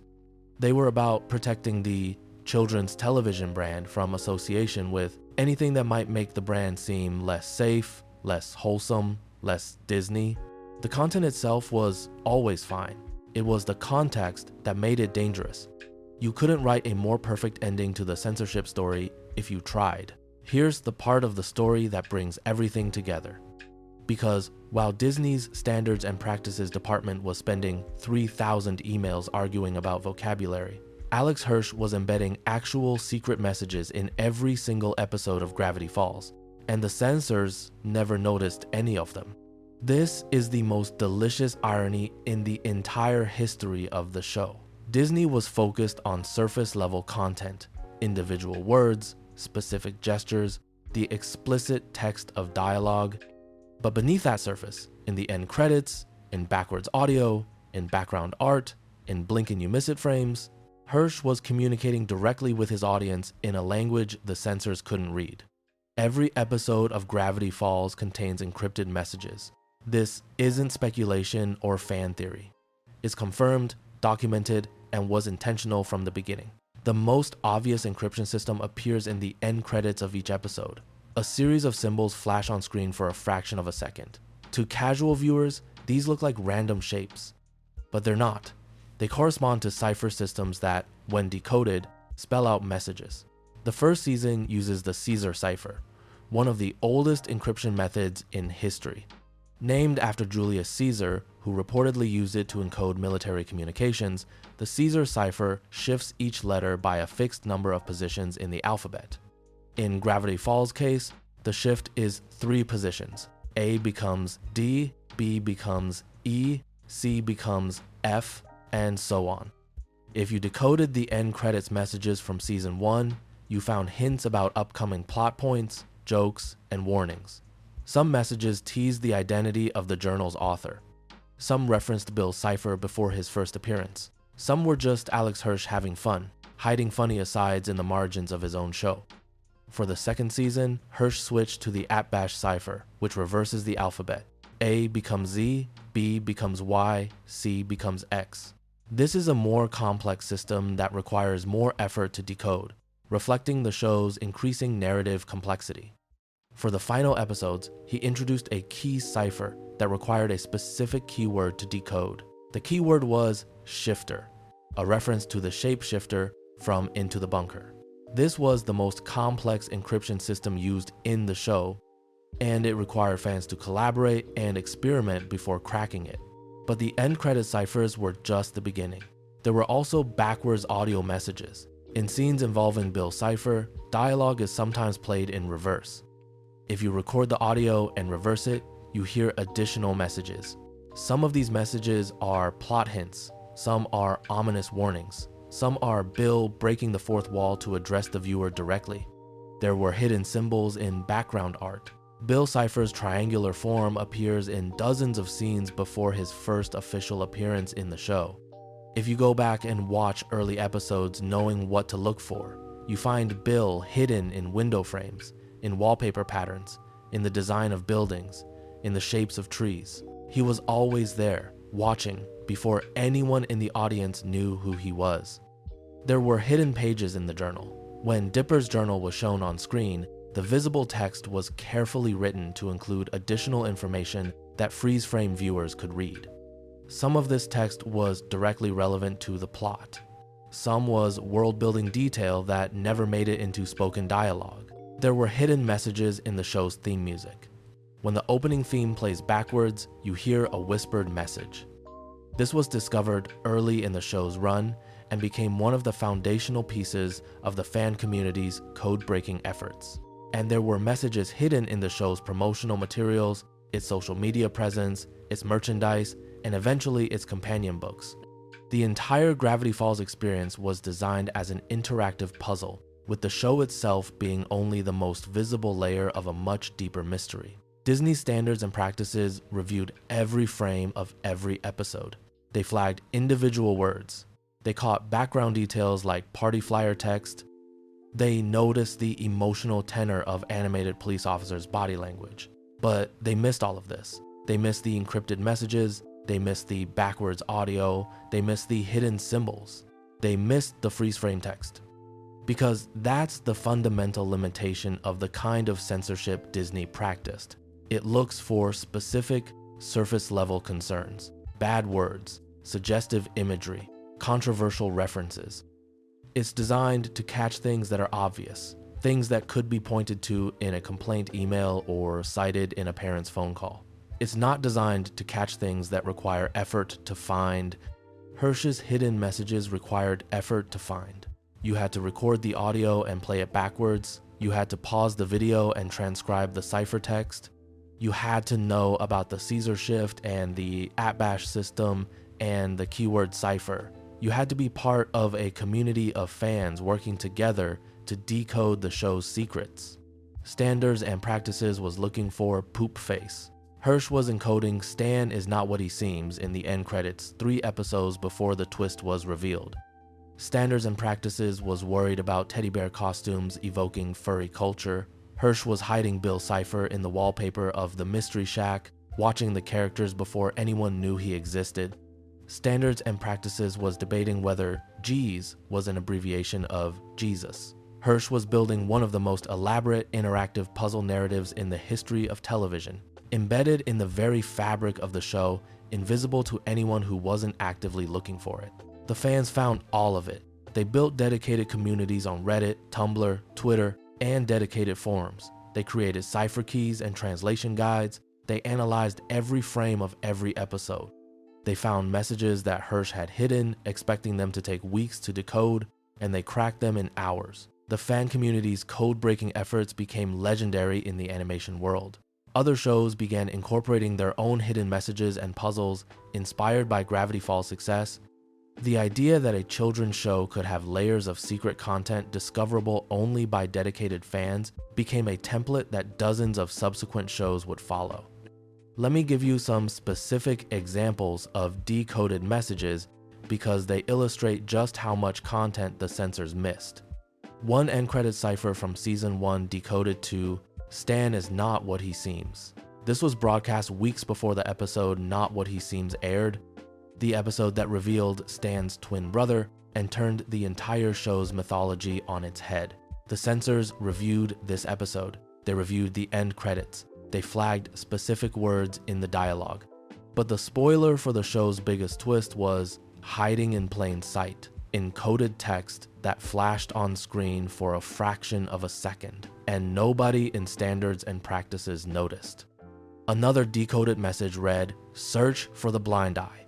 This was a clue to the Society of the Blind Eye, a secret organization that would become a major plot point later in the season. Fans who decoded this message knew about the organization before it appeared on screen.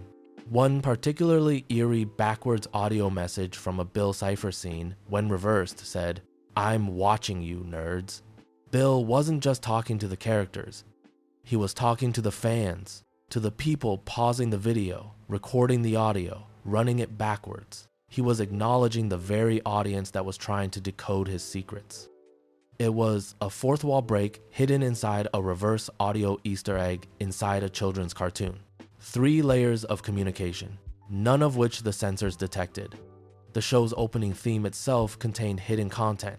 A backwards whisper in the intro, when reversed, played a message. In the first season, the reversed message is 3 letters back. This is the key to the Caesar cipher used in the end credits. The instructions for decoding the show's secrets were embedded in the show's own theme music, playing at the start of every single episode, and Standards and Practices never flagged it. In one episode, a frame lasting exactly 1/24th of a second shows an image that, when captured and examined, contains additional coded text. You cannot see this image at normal playback speed. You would need to go frame by frame through the episode to find it. Fans did exactly this. They found it, they decoded it, and the message added context to the show's ongoing mystery. Alex Hirsch also used the show's commercial bumpers, the short animations that play before and after commercial breaks, to hide additional content. These are generally considered filler, the television equivalent of throat clearing between segments. Nobody reviews them for secret messages, which made them the perfect place to hide secret messages. And none of it, not one decoded cipher, not one backwards message, not one freeze frame revelation, was ever flagged by Disney's Standards and Practices department. 3,000 emails about vocabulary, 0 emails about the encoded communication system running through every episode of the show. This is perhaps the most fitting metaphor for Gravity Falls as a whole. The show is about hidden truths, about secrets buried beneath the surface, about mysteries that reward curiosity and punish complacency. And its production history embodies those same principles.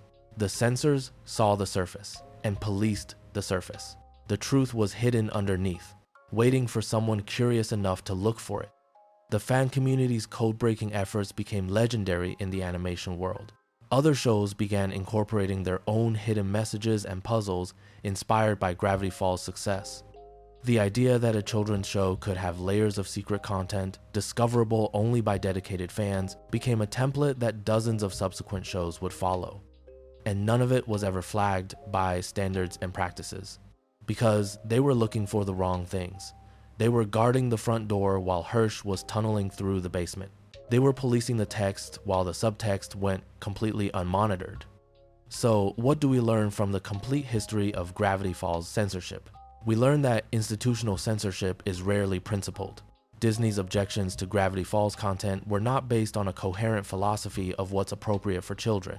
They were based on fear of complaints, fear of liability, fear of controversy, fear of the phone ringing. The same company that flagged Poop Face approved zombie head explosions. The same company that censored same-sex representation in 2014 put the show in a Pride collection in 2019. There was no consistency because there were no principles. There were only reactions to perceived threats, each one evaluated in isolation without reference to any larger framework of values. We learned that censorship amplifies what it tries to suppress. By fighting against LGBTQ representation, Disney made that representation into the show's most celebrated legacy.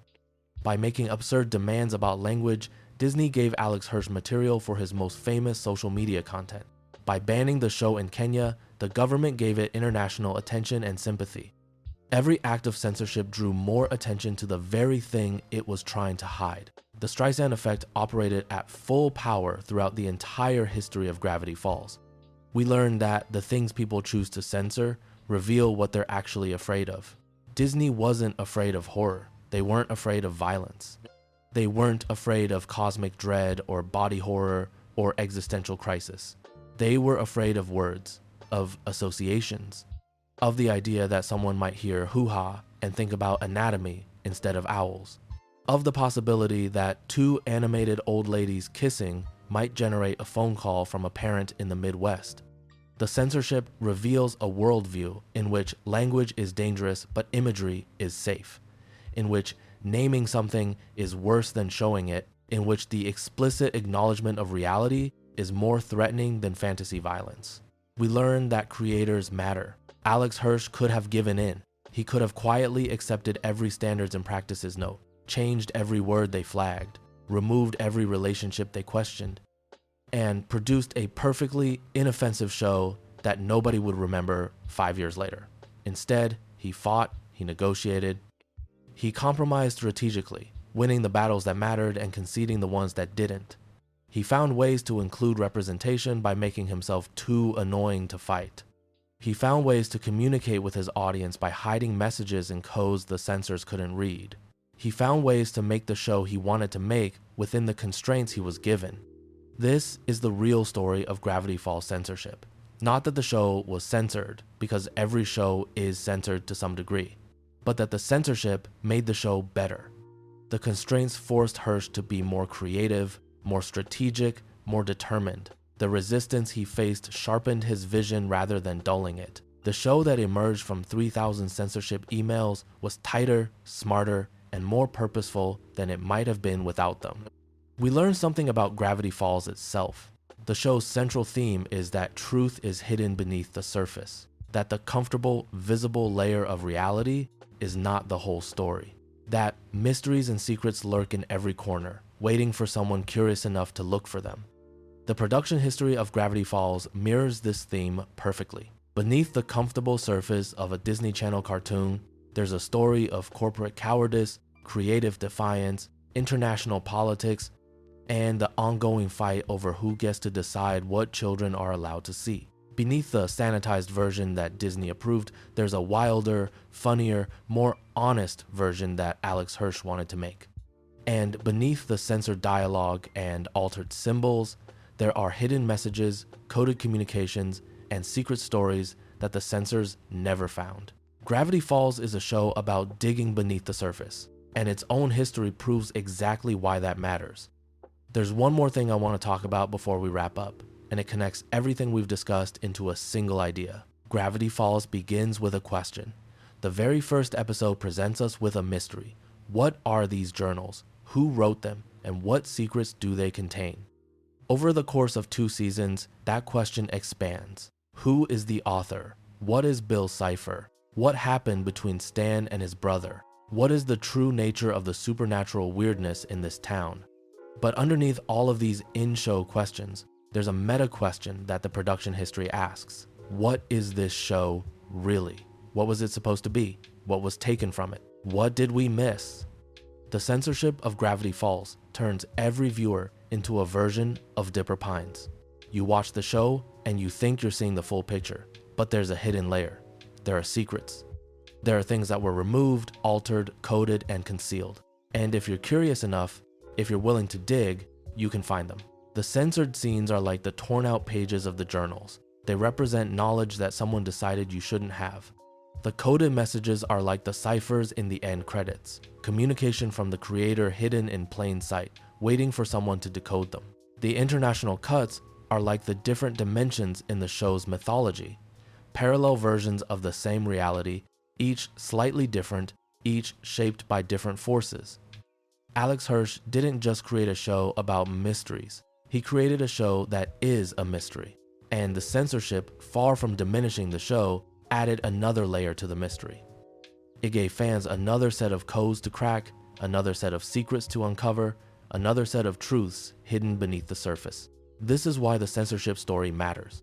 Not just because it reveals corporate cowardice or institutional homophobia or the absurdity of flagging the word crud. It matters because it makes Gravity Falls more of itself. The show's central message is that the truth is hidden and that finding it requires courage, curiosity, and stubbornness. The show's production history embodies that exact message. The truth of what Gravity Falls was supposed to be is hidden behind 3,000 censorship emails, and finding it requires the same qualities that Dipper brings to every mystery in the show. The meta-narrative mirrors the narrative. The production history echoes the story. The creator's experience reflects the character's experience. Gravity Falls is a show about a kid who discovers that the authorities in his life are hiding things from him and who decides to find the truth anyway.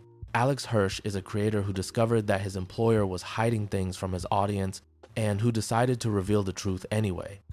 It's the same story, told at 2 different levels, and that's what makes it extraordinary. And maybe that's the most important lesson of all. The best stories are the ones that can't be fully contained by the systems that produce them. The best art is the art that exceeds its container. Gravity Falls was too big for Disney's comfort zone, too complex for their censorship system, too strange for their family-friendly brand guidelines. And it became one of the most beloved animated series ever made, not despite those constraints, but because of how its creator navigated them. Every constraint became an opportunity. Every censorship note became a creative challenge. Every removed word made the remaining words more carefully chosen. Every cutscene made the surviving scenes more precious. Every hidden message made the visible content more intriguing. The censorship of Gravity Falls didn't diminish the show. It concentrated it. Like a diamond formed under pressure, the show became harder, clearer, and more brilliant because of the forces that tried to crush it. So there you have it, the complete history of Gravity Falls censorship. Over 3,000 emails, multiple international versions, a countrywide ban across 50 nations. Words that couldn't be spoken, relationships that couldn't be shown, symbols that couldn't be displayed, and underneath it all, a creator who refused to stop fighting for the show he believed in. Gravity Falls survived all of it. The show is still here. It's still being discovered by new fans. It's still being analyzed, decoded, and celebrated. And now, knowing what was cut, what was changed, and what was fought for, you can appreciate the version that survived even more. The show you watched was not the show Alex Hirsch wrote. It was the show that made it through the machine. And knowing what the machine took away makes what it left behind even more remarkable. Alex Hirsch once said, "It wasn't a war against Disney, it was a war for Disney. I wanted to make them a hit show even if I had to drag them to success kicking and screaming. And he did. 2 Emmy Awards. One of the most critically acclaimed animated series of the decade. One of the most passionate fan bases in animation history. A #1 New York Times best-selling companion book.